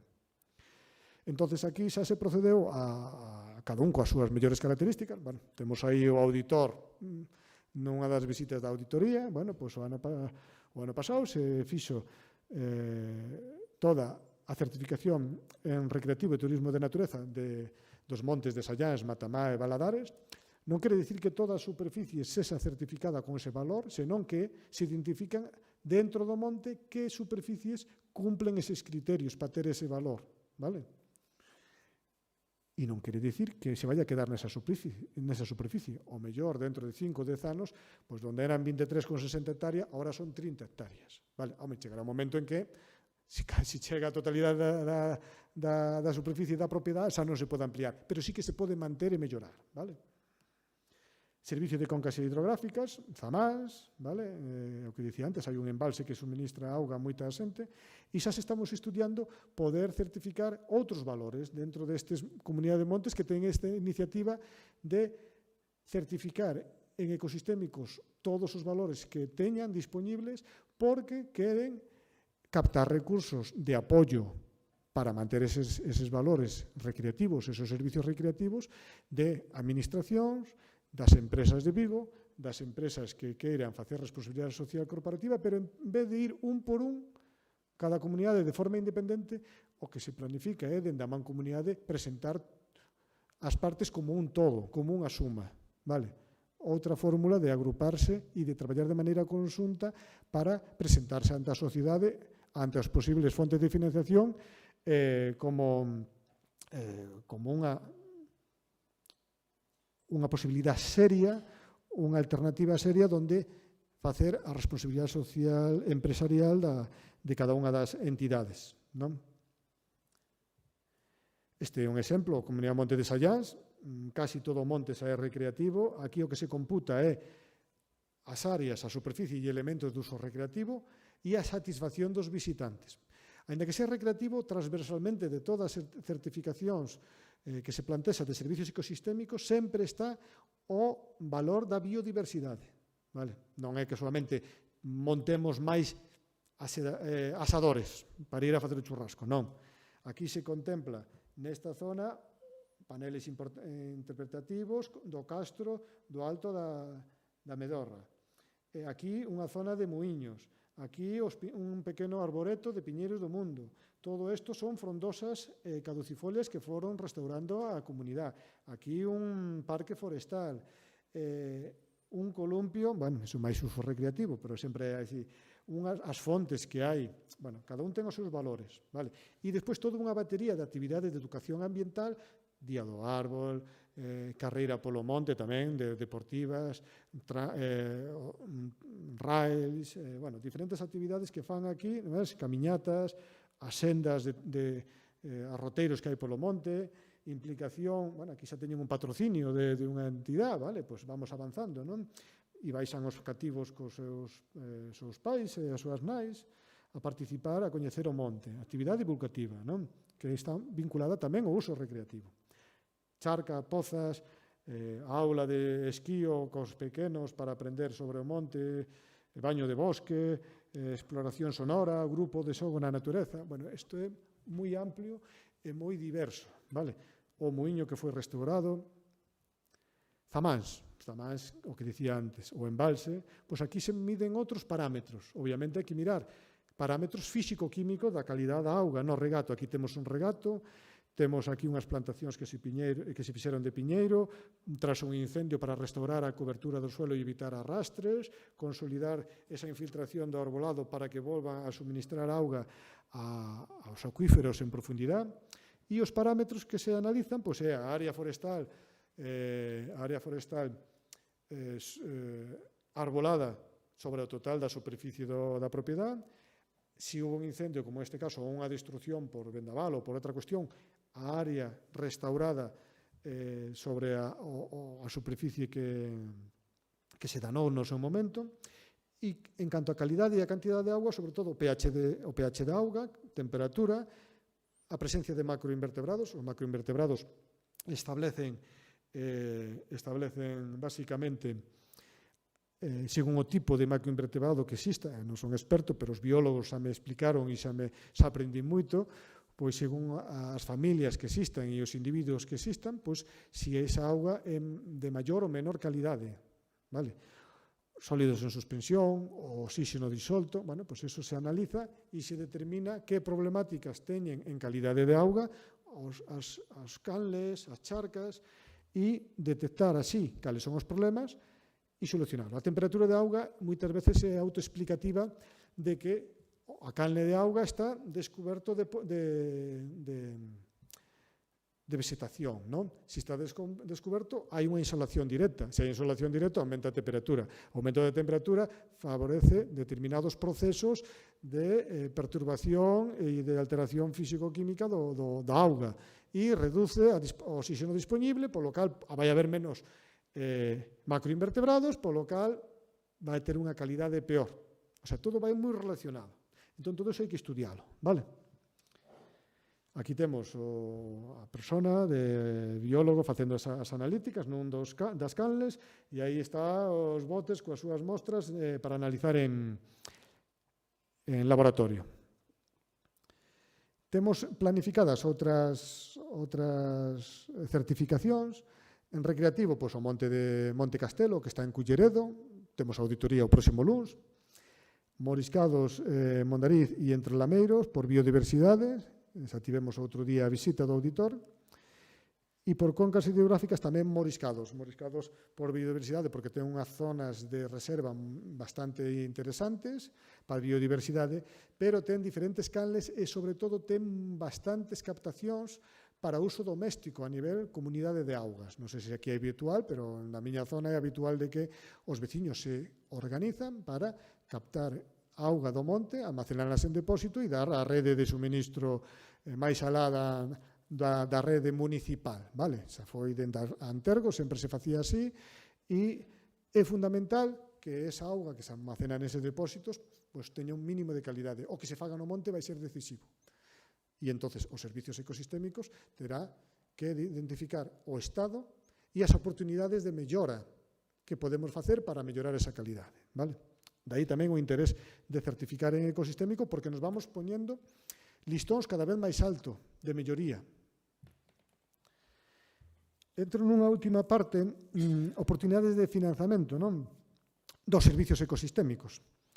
Bueno, ainda que non é directamente un apoio directo ao servicio ecosistémico, existe unha serie de axudas que están vinculadas a temas de biodiversidade e de control de invasoras e de mellora do ambiente, do monte e da natureza, non?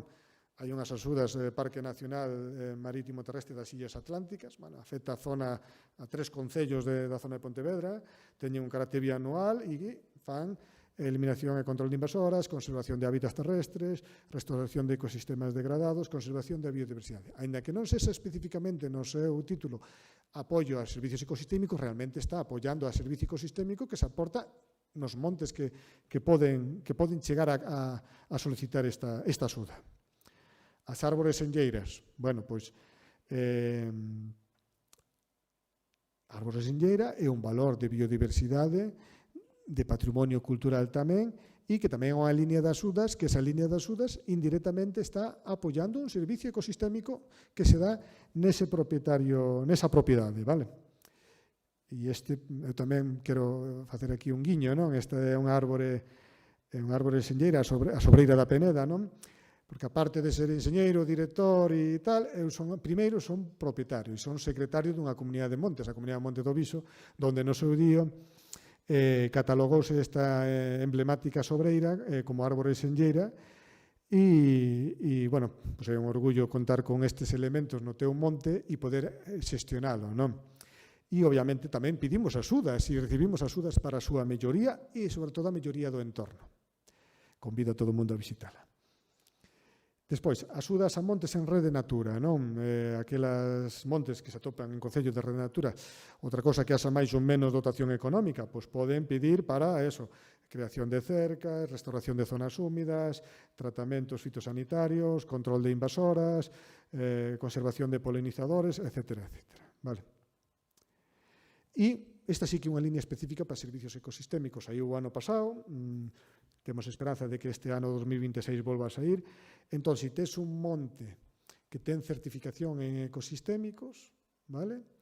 Ten que cumplir todo o que falamos anteriormente, ter valores, ter os informes, pasar a auditoría, pois ten aquí unha axuda, pois podes solicitar unha axuda, no momento ten unha financiación determinada, que supoño ou esperemos que aumente co paso dos anos, pero é a primeira axuda pública de servicios ecosistémicos que existe a nivel estatal, e podo falar a nivel da península, porque en Portugal tampouco teño constancia de que exista, non? Entonces, hai que recoñecelo, e, bueno, nas 10 primeiras hectáreas, pois, de terreno, 167 euros por hectárea, que é o que dotan hasta 3.000 euros o ano durante 5 anos, 15.000 euros. Pero hai que aclarar, eses 15.000 euros se consiguen, como vai por hectáreas, 167,42 euros por hectárea ou 129 a partir da 10ª hectárea, eu fixen os cálculos, para ir ao máximo tens que ter 22 hectáreas de servicio ecosistémico. Vale? Pois podes conseguir unha financiación de 15.000 euros en 5 anos, 3.000 euros cada ano. Si tes, en vez de 22, tes 11 hectáreas, pois son regla de 3, 7.500 euros por hectárea. Pero con 7.500, donde antes non había nada, podes facer cuestións importantes ou interesantes para mellorar eses valores ambientais que pode haber nese monte.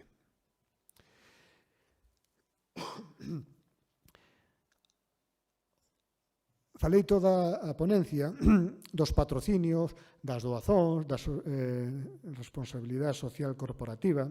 Entón, hai unha pata importante que son eses patrocinios a servicios ecosistémicos. Os xestores forestales comprometidos temos que restaurar, xestionar, mellorar, temos que definir impactos que se poidan medir e que sexan contrastables por calquera persona experta. Hai que facer unha labor de comunicación de datos e con iso todo pues, estamos capacitados para que unha entidade patrocinadora, unha empresa, unha administración, teña suficiente teña os pilares da credibilidade do que se está facendo nese monte, avalado por un organismo internacional, son acorde á biodiversidade, á sostenibilidade, e esa é a pata que máis hai que traballar. Non? Aí temos esperanza de que cada vez máis as empresas aporten recursos nesa responsabilidade social corporativa e poidan chegar apoios directos a eses montes que teñen eses valores. Vale. Aí a certificación vai ser fundamental e traballar de maneira agrupada, como o caso de Montes de Vigo, que se presentan paquetes integrados sumando os valores de uns con outros, vai ser tamén fundamental a hora de presentar proxectos. Vale.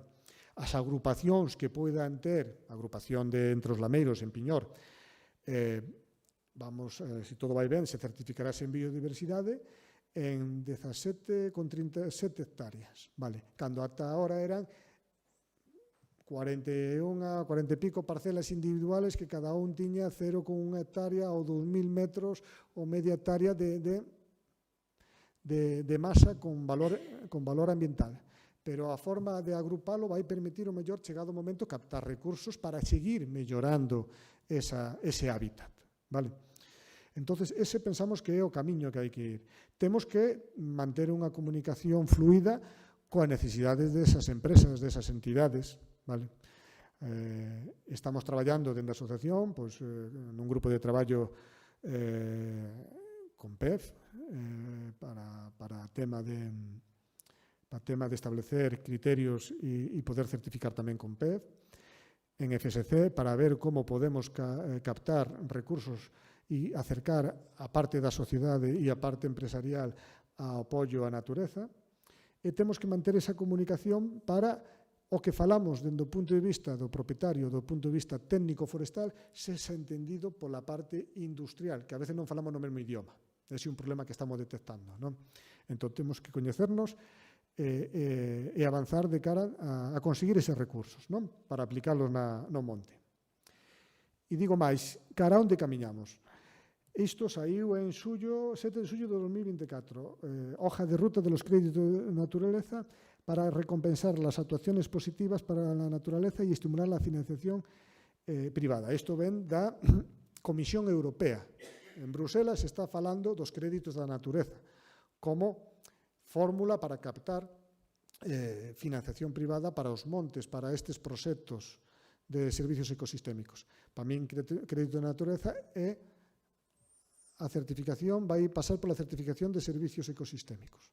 Con un ou con outro sello, ou con un ou con outra fórmula. A cuestión é que teña credibilidade, non? Basicamente. Bueno, isto é todo o que tiña por hoxe en canto a fórmulas de agrupación, de traballar de maneira conxunta e, sobre todo, nesta última parte de avanzar cara a captar recursos para poder mellorar os nosos montes.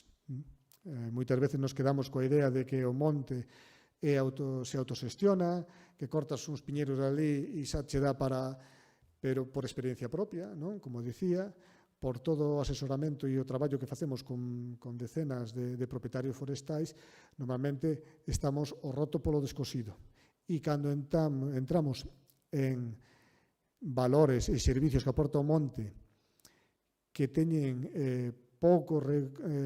son moi valorados, pero non teñen un retorno, un apoio certo e contundente ano a ano, a xestión desas áreas é complicado. Bueno, podemos facer crowdfunding, podemos facer xornada de voluntariado, podemos facer implicación social, pero chegamos a un punto. E o monte en Galicia é amplio e ancho, non? Entonces, hai que avanzar en ofrecerlle e poñerlle fácil á sociedade tamén o que nos demanda, non? E, bueno, non sei se unha ronda de preguntas ou calquer cuestión que queirades, pois podemos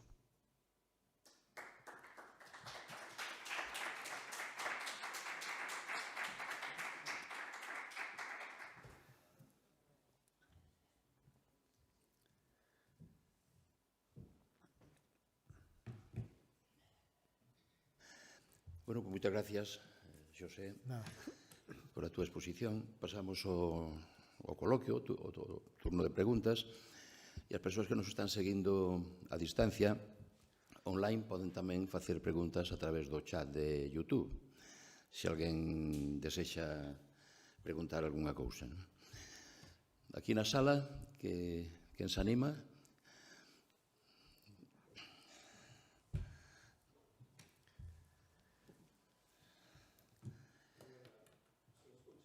Hola, ahora sí, se me escucha mejor.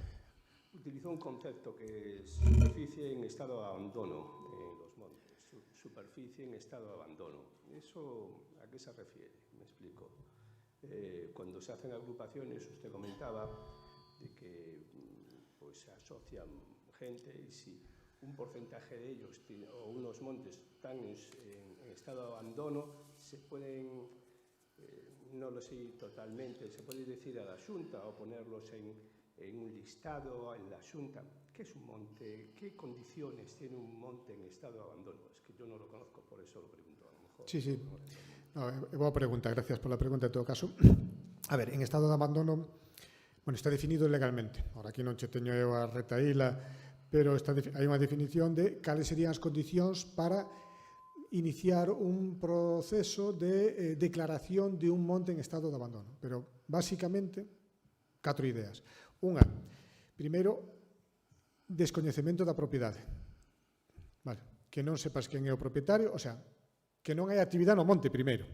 Se non é, porque podemos non coñecer o propietario, pero hai actividade. O cal que o propietario é activo, o que non a coñece o propietario é o catastro ou a propia administración. Pero primeiro é que nunha zona onde non hai actividade, pero se atopa nunha situación de, vamos a dicirlo así coloquialmente, selvática, sin ninguna intervención, que o matorral pues, aumenta o risco de incendio, o sea, o que se coñece por unha finca abandonada, un monte abandonado, vale? Que evolucionou sin ninguna lógica de xestión, nin ningún tipo de xestión. E que detrás desa situación hai tamén unha situación de descoñecemento da propiedade. Entón, esa sería a situación de abandono máxima, vale? Entonces, a Administración ten a potestade de iniciar un expediente de declaración dunha superficie en abandono, sexa un monte particular como un monte veciñal en mancomún, vale? Para que? Para pasalo o que se chama o Banco de Terras. O Banco de Terras é un organismo de administración donde se registraría un monte. Tamén teño que dicir por diante que non coñezo o primeiro monte que se inscribira no Banco de Terras, vale? Supoño que meterse no berenjenal de declarar en situación de abandono e despois enfrentar algún problema social pode ser elevado, non? Pero sí que nos atopamos en que cada vez hai terrenos en que non hai maneira de ni siquiera os seus veciños saber quen foron os descendentes que están noutro país ou que faleceron ou que non houve unha trazabilidade e non se descoñece por completo quen son os propietarios, que non hai gestión e que supón un risco para as propiedades lindeiras. Eso é importante. Entonces, eso cumplaría todo para ser declarado en estado de abandono. Que pasa? Eu recordo hai pouco unha comunidade de montes que lle chegou unha carta advertíndolle de que se non, neste caso era unha comunidade de montes, que se non ten unha xunta rectora, unha directiva constituída legalmente e en plazo e en forma, podría iniciarse un expediente de declaración en estado de abandono. E iso, se consuma, pasaría ao Banco de Terras e do Banco de Terras daríaselle a xestión pública que procedera por parte da Administración ou, no caso das parcelas particulares, no Banco de Terra hai a posibilidade de demandar unha superficie para facer un uso agrario, un uso gandeiro ou un uso forestal. Iso agora estivo hasta hai pouco aberta o visor de parcelas que están no Banco de Terra, que algunhas son incluídas de forma voluntaria e outras poden ser incluídas a través desa fórmula de declararse en estado de abandono. Pero antes de declararse, primeiro, fanse bandos, faise unha exposición pública, en este caso chegoulle a unha comunidade pois unha misiva ao último presidente que tiñan registrado. Ese presidente comentou no cos veciños, xa non era presidente, quedou sin directiva e estaba parada totalmente, non?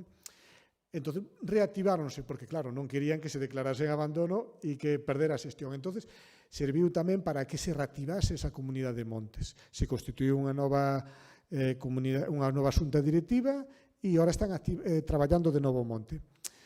Pero hasta ahora a situación é que non se había actividade, non había propietario identificado, xunta directiva identificada, e a administración o que fixo foi mandar unha comunicación ao último presidente coñecido, que afortunadamente estaba vivo aínda, vamos a decirlo así, e falou cos seus veciños dicindo: esta é a situación, me chegou isto, eu xa non son presidente, pero... E se reorganizaron, non? Non sei con iso explico, pero bueno, e depois a nivel particular podríase chegar.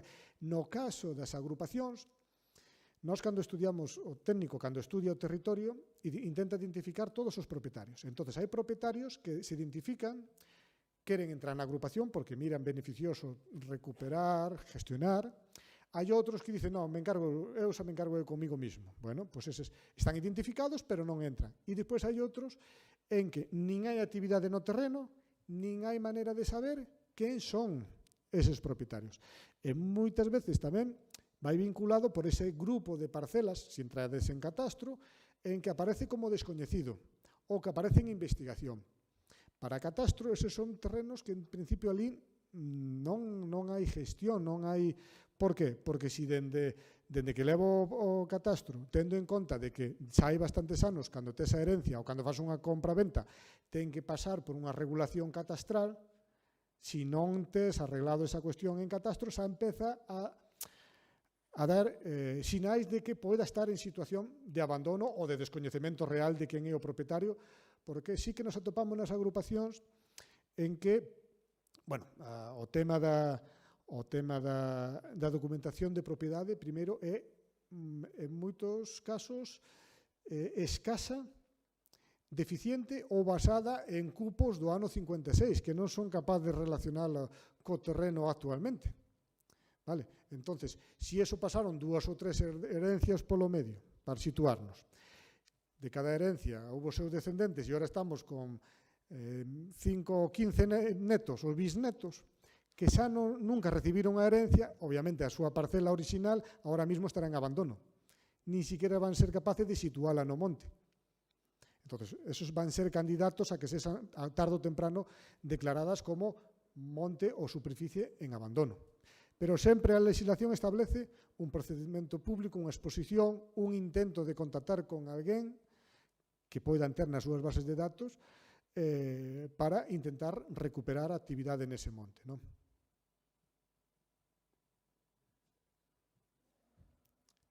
Unha pregunta máis?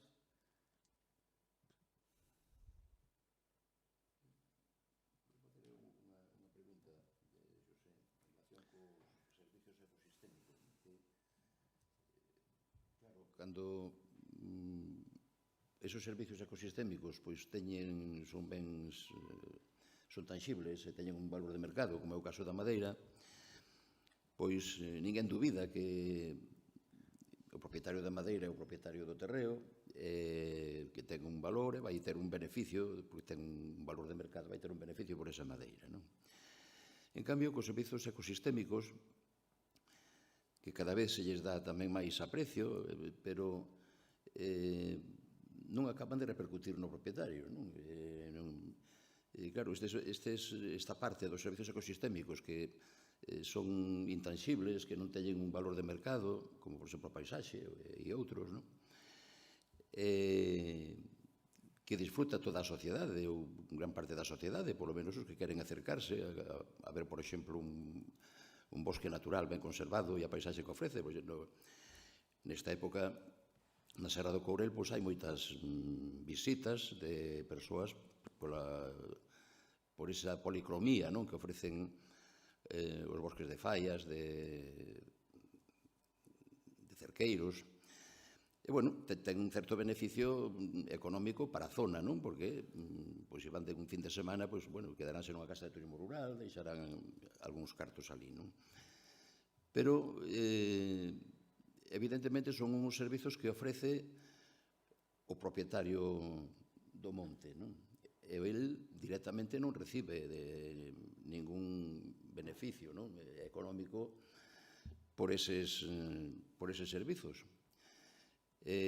Incluso moitas veces está, de alguna maneira, castigado, non? Porque lle impiden, se está, por exemplo, na rede natura ou nun parque natural, pois lle impiden, ao mellor, ter algunhas actuacións que lle gustaría ter. En cambio, o propietario que, ao mellor, nunha parroquia veciña, no mesmo concello, pois ten un monte que foi arrasado ao longo do tempo, non ten un monte, non ten, por exemplo, bosques que ofrezan eses servizos, pois pode ter unha plantación de pinos que sí lle está reportando un beneficio económico directo.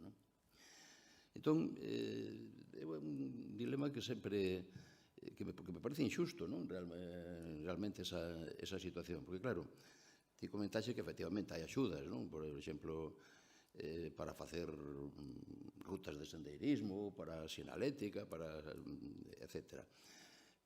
Pero, claro, eso non chega aos propietarios do terreo, que é o responsable de que ese monte ou ese bosque este ofrecendo eses servicios. Falache da mancomunidade de Vigo, que son montes moi visitados polos veciños, sobre todo de Vigo, que é unha gran cidade. E entonces reciben algunha subvención do Concello, da Xunta, para facer rutas, para poñer cartéis, para facer miradoiros, cousas dese tipo. Pero claro, porque os propietarios están contentos de ofrecerlle ese servizo á sociedade, pero se foran máis agarrados, podemos decir, pois terían todo plantado de pinos e de eucaliptos e terían un beneficio económico. A donde quero ir? Que realmente, ao mellor a sociedade, os cidadáns, tiñamos que implicarnos máis en relación con este tema. Por exemplo, se na mancomunidade, supoñamos que 50.000 vigueses dos case 300.000 que ten a cidade, pois están interesados en visitar eses montes da mancomunidade, disfrutan ali e utilizan as barbacoas cando se está permitido e todo iso. Pois eu supoño que a ninguén lle supón unha gran extorsión económica, pois o mellor dedicar, pois que só sean 20 ou 30 euros ao ano, que os propietarios deses montes emitiran como uns carnés, que o que queira visitar un monte, pois ten que pagar 30 euros. Entón, se son 50 ou 100.000 vigueses que están interesados e de feito están disfrutando deses servizos ecosistémicos que eses montes ofrecen, pois se son 100.000 con 30 euros, pois serían 3 millóns de euros ao ano, que podrían facer moitas cousas e podrían tamén ter unha certa repercusión para os propietarios. Sí, efectivamente, esa é justamente unha das reivindicacións dos comuneiros e dos montes de Vigo, non? Efectivamente, eu sempre recordo aí foi uns anos, un fin de semana que me fun ao parque acuático de turno coas miñas rapazas, as miñas pequenas de Portugal. Fun para baixo, tal, gastei as entradas, comín ali, tal, 100 e pico euros. O fin de semana seguinte, levei a comida da casa, tal, me fui a unha área recreativa de turno, din uns paseos polo monte, aos 15 euros ou 20 de facer un bocadillos. O ocio foi igual nun sitio e noutro. No outro gastei 100 e pico, e neste entrei pola porta e saín pola outra porta e ni un duro. E tive un servicio. Que me proporcionou ese servicio? Obviamente, a boa vontade do propietario que dixo, aquí quero facer unha área recreativa, aquí creo que teñas un sendeiro, aquí quero que haxa unha actividade máis alá do tema do aproveitamento madeireiro, non? Cal é a cuestión que pasa moitas veces? Estamos nunha zona, nunha área da península diferencial respecto a outras. Noutras hai o monte público, o monte comunal dos concellos, o monte... Aquí non, aquí monte privado, casi todo. O privado, o veciñal comunal, non? É man común. Entonces, un de Madrid, bueno, que vou a Serra, que tamén hai propiedade privada, que conste, pero vou a Serra que é o monte público, vale, nadie está pensando que é o monte público, pero aquí, por lo menos, en Galicia, casi todo o mundo, o monte de todos. Entonces, unha cuestión que a veces se dice, como dice outro, o monte de todos para disfrutalo, pero para traballalo non. Entonces, se fala do céntimo sanitario, podemos pensar o céntimo polo medio ambiente, pode haber moitas fórmulas. En Vigo, por exemplo, que falábamos o tema da auga, pois a auga ten unha concesionaria, a empresa X, que lle cobra a cada vigués non sei cantos no recibo. Oye, pero non ven ni un solo duro a poder mellorar o entorno das zonas de captación desa auga que vai dar ese servicio. Iso é algo que está encima da mesa. E se unha empresa está cobrando cada mes 100 euros ou 60 euros ou 80 euros aos cidadáns, medio euro multiplicado, o que acabo de dicir antes, non vai ser a ruína de nadie. E por encima, hasta seguramente que o propio quen abone estará contentísimo de facelo. É facilísimo, pero hai que ter vontade. Obviamente, hai propietarios en que se atopan a situación de que a veces se ven forzados a dicir, eu polo meu monte non quero que pase nadie. Non, eu o sinto, cerro o monte. Eso nos particulares pasa. Coñezo aquel caso de un asociado noso que me decía, estaba no monte, me saltou unha bicicleta por encima miña e non sei... Como que non? E onde estabas? Alá, en Cervo. Sí, saltando por encima do muro e xa me tirou as pedras do muro porque así abría o carreiro. Oye, primeiro, o que dicía no seu momento, os usuarios do monte teñen que ser respetuosos co monte tamén, teñen que ser respetuosos coa propiedade. Sesa privada ou pública, porque tampouco podemos ser irrespetuosos coa propiedade pública. Se vamos ao monte Aloia, que o teño cerca de onde son eu, que é público, vale? Hai que ser respetuoso. Non podo meter a bicicleta ou non podo andar a levar as pedras para casa e non podo deixar o lixo. Entón, se a boa vontade de moitos propietarios é ofrecer eses servicios porque considera que debe ser así, obviamente o mínimo é poder manter ese coste que lle sale do seu peto. Oye, a partir da liña das UDAs, a partir da empresa X que quere facer a responsabilidade social corporativa, a partir do céntimo sanitario do monte, o que queiras. Sí que é necesario. E moitas veces o peor é que chegamos á situación en que non todos os camiños son públicos. Ti o camiño, se é dentro da túa parcela, pode cerralo. Pides a utilización oportuna e tal, de que hai propietarios que a veces se ven obligados, despois de ter o monte aberto, a dicir, non, eu cerro o monte porque me aparece lixo, me aparece o colchón de non sei que, me entrou por aquí un kart e me desmontou apareceu un vertido, que por encima o culpable de ter un vertido nun monte é o propietario, non é quen o verteu, o culpable, o responsable de recollelo. Coa multa lle cae o propietario. Eso tamén é outra cuestión. O propietario temos que sufrir moitas cuestións importantes. Entonces, socialmente, cando se fai unha enquisa de canto estarías disposto a poñer para... pois sí, 2 euros, sin problema. Eso sabedes que en todas as enquisas de colaboración sale que todo o mundo está disposto a poñer. Onde están os cartos? Onde está ese 2 euros multiplicado? Non sei onde están. Eu non sei onde están. Porque ao final, a teoría, cando facemos as enquisas, está moi ben, é o papel aguanta todo, pero leválo a cabo é complicado. Ahora, tamén te quero dicir que hai xente voluntaria que vai aos montes a colaborar, hai empresas que están poñendo recursos económicos e medios humanos ou materiais para facer cousiñas. Eso hai que recoñecelo. Pero seguramente o esforzo do que se fai para manter os servicios ecosistémicos, sobre todo nunha situación actual de cambio climático e de necesidades diversas cada vez máis vinculadas ao monte e ao medio ambiente, o esforzo que se fai non é compensado, non está sendo compensado socialmente. Esa é unha conclusión que seguramente a sacades calquera dos que estades aquí. E se sodes propietarios, o teredes vivido nas vosas propias carnes, non? Alguna pregunta desde a sala? Está moi ben plantexado o que se acaba de falar. Todo iso levado ao terreno tamén o podemos levar ao patrimonio. É dicir, por exemplo, un castro, un conxunto megalítico de mámoas, dolmes, etc. Claro, recibe moitísimas visitas, e os propietarios do terreno, que é patrimonial, pois non reciben nada a cambio. Entón, sí, reciben, por así decirlo, danos por paso, porque lles se ensucia, porque se lle rompen, se lles desfan os valados que teñen de cerre, bueno, o que acaba de comentar vostede, non? Pero isto tamén pasa co patrimonio igual, exactamente o mesmo.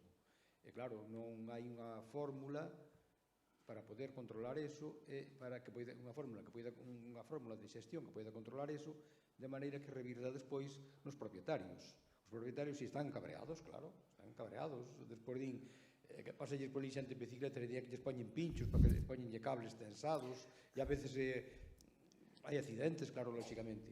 E claro, depois todos se encabrean uns con outros, claro, pero é un problema que é difícil de enténdese ben, pero é difícil de solucionar. No, bueno, sí, correcto. Eu non justifico esas accións, vaya por diante, eso non se pode permitir, nin se debe permitir, e hai que criticalo duramente. Pero sí, efectivamente, justamente antes de empezar a presentación, pois, falábamos Antonio e eu dese susto dese tema, non? Vaya por diante de que os maiores propietarios de patrimonio cultural en Galicia son os propietarios forestais. Os propietarios forestais e tamén os propietarios agrarios e tal. Os propietarios do terreno. Ainda que a Catedral de Santiago sexa do Cabildo de non sei que, non é a que máis patrimonio ten, moito patrimonio. Pero onde están as mámoas, os petroglifos, e isto, con todo respeto, é un campo de minas. Un campo de minas que é unha fortuna ter todo ese valor. Vaya por diante. Pero aparece esa segunda cuestión. É un servicio ecosistémico, recreativo-cultural, da memoria histórica, tal como dicía eu antes, pero o que diz a lei e o que consideran a veces algunos tecnócratas relacionados co patrimonio é que é deber do propietario manter ese valor para o disfrute de todos. Pero o problema de manter ese valor para o disfrute de todos é que manter custa cartos. Eu non me atrevo a dicirlle un jubilado ou unha jubilada de non sei que sitio con 1.000 euros ao mes de tal, non, é que tens que facerlle un vallado, tens que quitarlle os 3 as silvas que aparecen no tal e tens que manterlle o camiño para que veñan a visitalo. Ao final falamos de economía rural e de cuestións importantes. E depois, bueno, o permiso para facer esas obras, o informe do arqueólogo que ten que estar ali controlando. Vale. Pero isto é un coste. É un coste importante. Entonces, esa é outra mostra de que os servicios ecosistémicos, os servicios dos montes, teñen o seu coste. E a veces parece que todo se arregla con voluntariedade ou grandes palabras de que todos temos deberes. Dende a Asociación Forestal de Galicia, durante moitos anos, sobre todo co tema da Rede Natura, e nos juntamos tamén con Patrimonio, coa directora xeral de Patrimonios, hai varias veces, non? Expoñíamos esta circunstancia de que nós queremos o patrimonio que hai na nosa propiedade. Oye, donde mirades ali aquela árbore senlleira, ali hai un castro, hai unha ermida, hai a fortaleza de Castrizán de cando Pedro madruga, e eu o máis orgulloso que teño, é do que máis me sinto orgulloso do monte do que son secretario. Estou orgullosísimo. Oye, pero cada vez que hai que non sei que che veñen os veciños que hai que rozar para que podan subir polo camiño antigo, hai que eliminar as acacias e ir a descortezar o domingo, ou hai que ir a rozar porque non sei que, aquela zona tal, cambiarlle a señal porque xa se deteriorou. Teño que recoñecer que coa árbore senlleira estamos pedindo a línea de axuda, se vai che caendo unha pequena axuda, pero a veces hai que facer maniobras para poder conseguir un pequeno recurso. Entonces, é complexo. Si eso levamos a eses miles de deshacementos ou de petroglifos ou de elementos de pedra que hai por todos os cruceiros, camiños antigos que hai por todo o territorio e que están a afección de camiño en Santiago, por exemplo, que afecta en moitas zonas a centos de metros a súa beira, eso implica uns gastos por parte do propietario que, de alguma maneira, a sociedade, que é quen demanda, e eu tamén o demando, e eu estou disposto de que parte dos meus impostos vayan para aí. O teño clarísimo. Ora non sei por que non me fai caso a administración de dicir, oye, eu públicamente digo, quero que parte dos impostos que pago vayan para os montes, para o patrimonio que hai nos montes. Ahora, que hai unha fórmula de que a miña empresa poida colaborar poñando tal, oye, pois tamén estaría interesante. Pero sí, esa é unha cuestión. E depois hai unha cuestión importante que é a irreverencia do usuario a veces, non sempre. Nós temos moitas comunidades ou moitos propietarios particulares que o que dixen antes do colchón pode ser así un pouco simpático, pero é a realidade. Me acordo dun caso en que fun co do terreno por un camiño malo, pois o mellor o pobo máis cercano estaba a 5 kilómetros. E había o típico somier con un colchón e tal. Digo, pero que traballiño fixeches ti en virme a facer mal a miña finca, ao meu monte? No, é que é incomprensible, pero o problema non é un caso, se multiplica. Áreas recreativas, como falábamos antes en Vigo, oye, pois vas ali e tal, tiras a pedra do asador, prendelle lume ao asinal, mételle un grafiti, ala, volver a poñer a punto o servicio recreativo. Esa é a realidade. Tes unha charca con anfibio, non sei que, tira en chiliso ao lado da charca. Bueno, hai de todo. Tamén hai xente moi respetuosa, pero hai que entender que é unha corresponsabilidade e é un compromiso para o propietario que se decide a poñer máis alá da madeira un servicio adicional ao monte a disposición de todos. Mismamente, ainda que non o mires e non vayas nunca, está aí ese servicio e ese valor. Eso tamén hai que terlo en conta. Alguna pregunta máis? Temos algunha pregunta no chat? Non? Bueno, vou facer eu a última, entón, en relación coas agrupacións de xestión conxunta. Isto, cando naceu na Lei de Recuperación da Terra Agraria, pedíase que fueran como mínimo 3 propietarios, unha superficie mínima de 10 hectáreas, daquela en Couto Redondo, eso foise flexibilizando. Non sei ahora mesmo como está iso, se hai unha superficie mínima, ou se hai tamén un número mínimo de propietarios, imagino que sí. E logo comentache que cando no recinto, no que se vai a facer a agrupación ou a crear a agrupación, pois hai fincas de propietarios descoñecidos que esas pasan ao Banco de Terras e logo poden ser aproveitadas dentro da agrupación. Entón, a mí xurde má dúda, porque, claro, os propietarios que participan na creación da agrupación e aportan os seus terreos, pois aproveitanos en conxunto, por exemplo, se fan unha plantación de pinos ou de castiñeiros ou de árbore que sexa, fan os tratamentos en conxunto, aproveitan en conxunto, logo imagino que repartirán os beneficios en proporción á superficie que aporta cada un. Pero, e esta superficie de propietarios descoñecidos que estuvo no Banco de Terras, reparten entre eles a propiedade, o beneficio, é para a Xunta, como é? Como está iso? Vale, bueno, que decías antes, si empezouse con 10 hectáreas, ahora esa non hai unha superficie mínima, pero bueno, razonable pensar en 3 hectáreas ou ainda que sea en cotos redondos pequeniños, sí, pero de 3 hectáreas, porque senón non ten sentido agrupar. E si 3 propietarios, porque senón non tes unha agrupación realmente. Eso por un lado. Por outro lado, a pregunta que faz é interesante e complexa, non? Eu non che vou poder contestar todo, porque realmente coas agrupacións, na fórmula actual que hai que ter en conta que agrupacións informales hai moitos anos se facían agrupacións informales, moitas veces vinculados, bueno, nos agrupamos, me acordo eu que ainda estaba traballando aquí na universidade, fixeron a dirección de obra aí no Courel de 25 hectáreas de soutos para facer traballos de restauración de soutos, entonces claro, agrupabas de forma informal con unha asociación marco e facías un traballo, pero non se registraba, quedaba aí solamente para a axuda. Outras se crearon baixo a fórmula da USFOR, outra da SORFOR, outras son SAT, outras teñen ese concepto de cooperativa, non? Bueno, hai diferentes fórmulas. Ahora se ven dado un paso, se deuse un paso máis adiante, non? Co tema da recoñecemento da agrupación forestal de xestión conxunta, que pode ser calquera desas agrupacións, unha asociación sin ánimo de lucro, unha SAT, unha SL, a fórmula que mellor proceda, non? Entonces, dáse flexibilidade, non? Ora, o que establece a lei é que se hai terrenos descoñecido, en abandono, en situación de investigación, non? No catastro, a entidade que xestiona a agrupación, hai unha entidade que xestiona a agrupación, pode plantexar a Xunta para incluíla no Banco de Terras, non? Este era o seu proceso e despois pode dicir, bueno, unha vez que está no banco de terras, pasa o tempo oportuno, entra dentro da agrupación como terrenos, eu entendo que é como terrenos comuns. Vale. Tampouco está moi definido, nin hai práctica de levar a cabo un caso concreto. O que sí que vai pasar é, se aparece o propietario ou algún dos propietarios desa superficie, sempre se lle vai dar a opción de, oye, usted pode recoñecer esa propiedade e usted pode participar, integrarse na agrupación.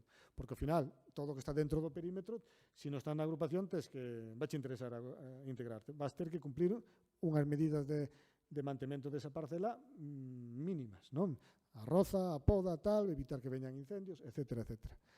Entonces, das a opción de integrarte, vale? Por encima que se che recoñece a propiedade, se arregla, tal, bueno. Ahora, eu entendo de que nunhas agrupacións sempre vai haber como pode haber diversos gastos, non? Ou ingresos. Un será, pois teño unha masa de piñeiro, se corta e se reparte entre os seus propietarios. Tamén hai que ter en conta de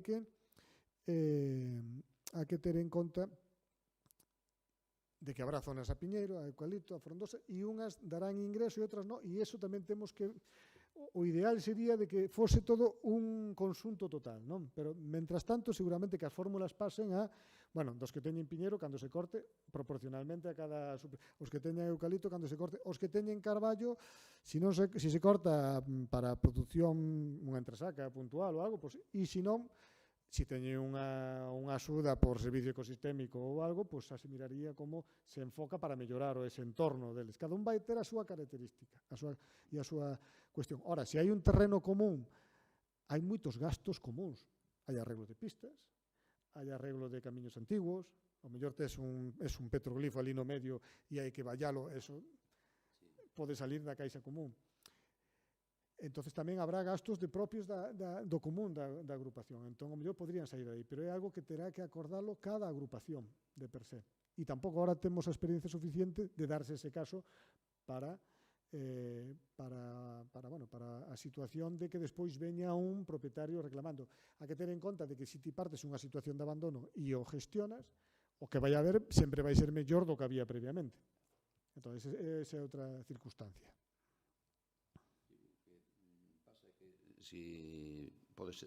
Eso pode dar lugar tamén un pouco a picaresca, non? De que veciños que saben que teñen ali esas terras no sitio onde está facendo a agrupación, pero danse por desentendidos, e que non... E logo, cando os pinos están para vender, dicen, oye, pois sí, isto é meu, non? Bueno, pero aí hai unha cuestión, eso tamén vai por diante. Eu, se son xestor dunha tal, digoche, o terreno é teu, pero os piñeiros non son teus, e que non son del. Se os plantou a agrupación con recursos, entendes o que quero dicir? Hai o vuelo e pero iso xa chegaremos a esa situación. O normal é que a realidade non é tan complexa, porque se nos leva un ano e medio localizar aos propietarios, intentar que participen, porque se lle mira un interés, un beneficio, e non se dá localizado algúns e tal, é porque hai unha desvinculación coa terra importantísima. O cal sería sorprendente de que aparecese un interés. Eu tamén falo moito, o tema das agrupacións, relacioneino moito o concepto de abandono, de zona que ardeu, de zona a restaurar, a mellorar. Damos por sentado, polo menos nós, de que aqueles que teñen xestión habitual, con plantacións, non lle vai interesar participar dunha agrupación porque de primeiro xa teñen rodado o monte, vale? Realmente lle podía interesar, porque despois, se é un monte productivo, as vendas en conxunto van ser máis beneficiosas que en vendas individuales, vale?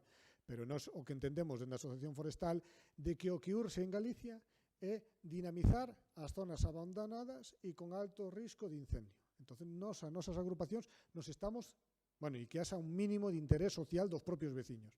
Tamén hai que ter en conta de que un veciño que veña con mala praxe, pasado un tempo a reclamar tal, está enfrentándose aos seus veciños. Nós simplemente somos os que lle damos asistencia a eses veciños.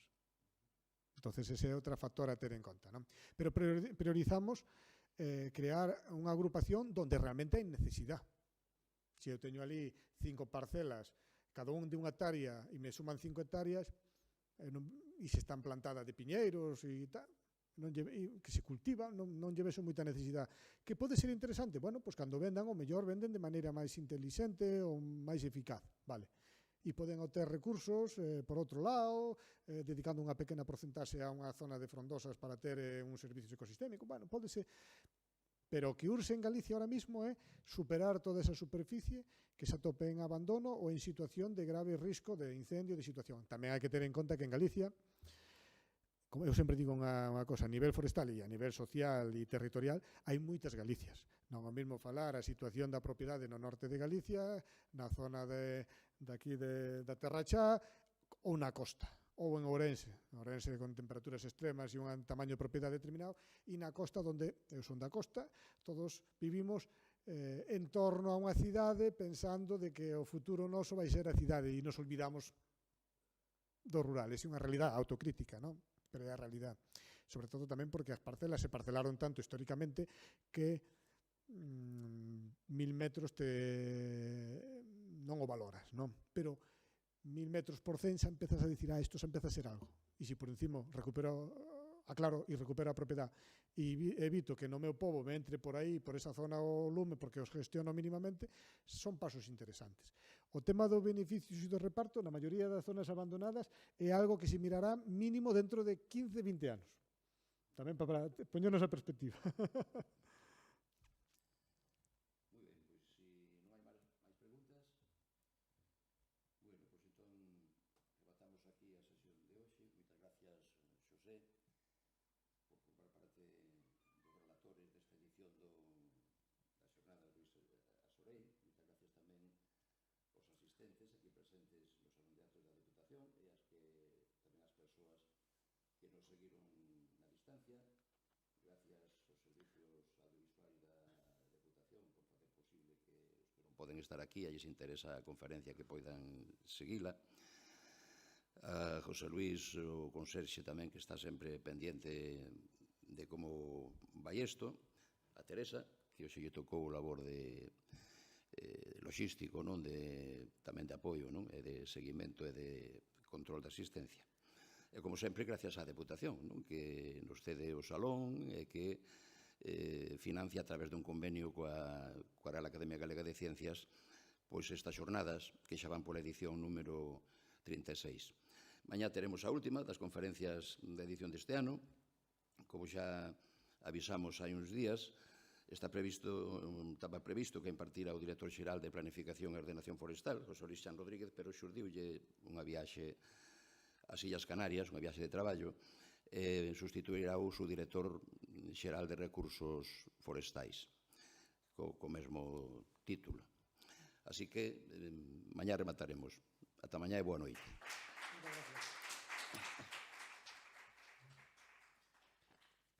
Moitas gracias.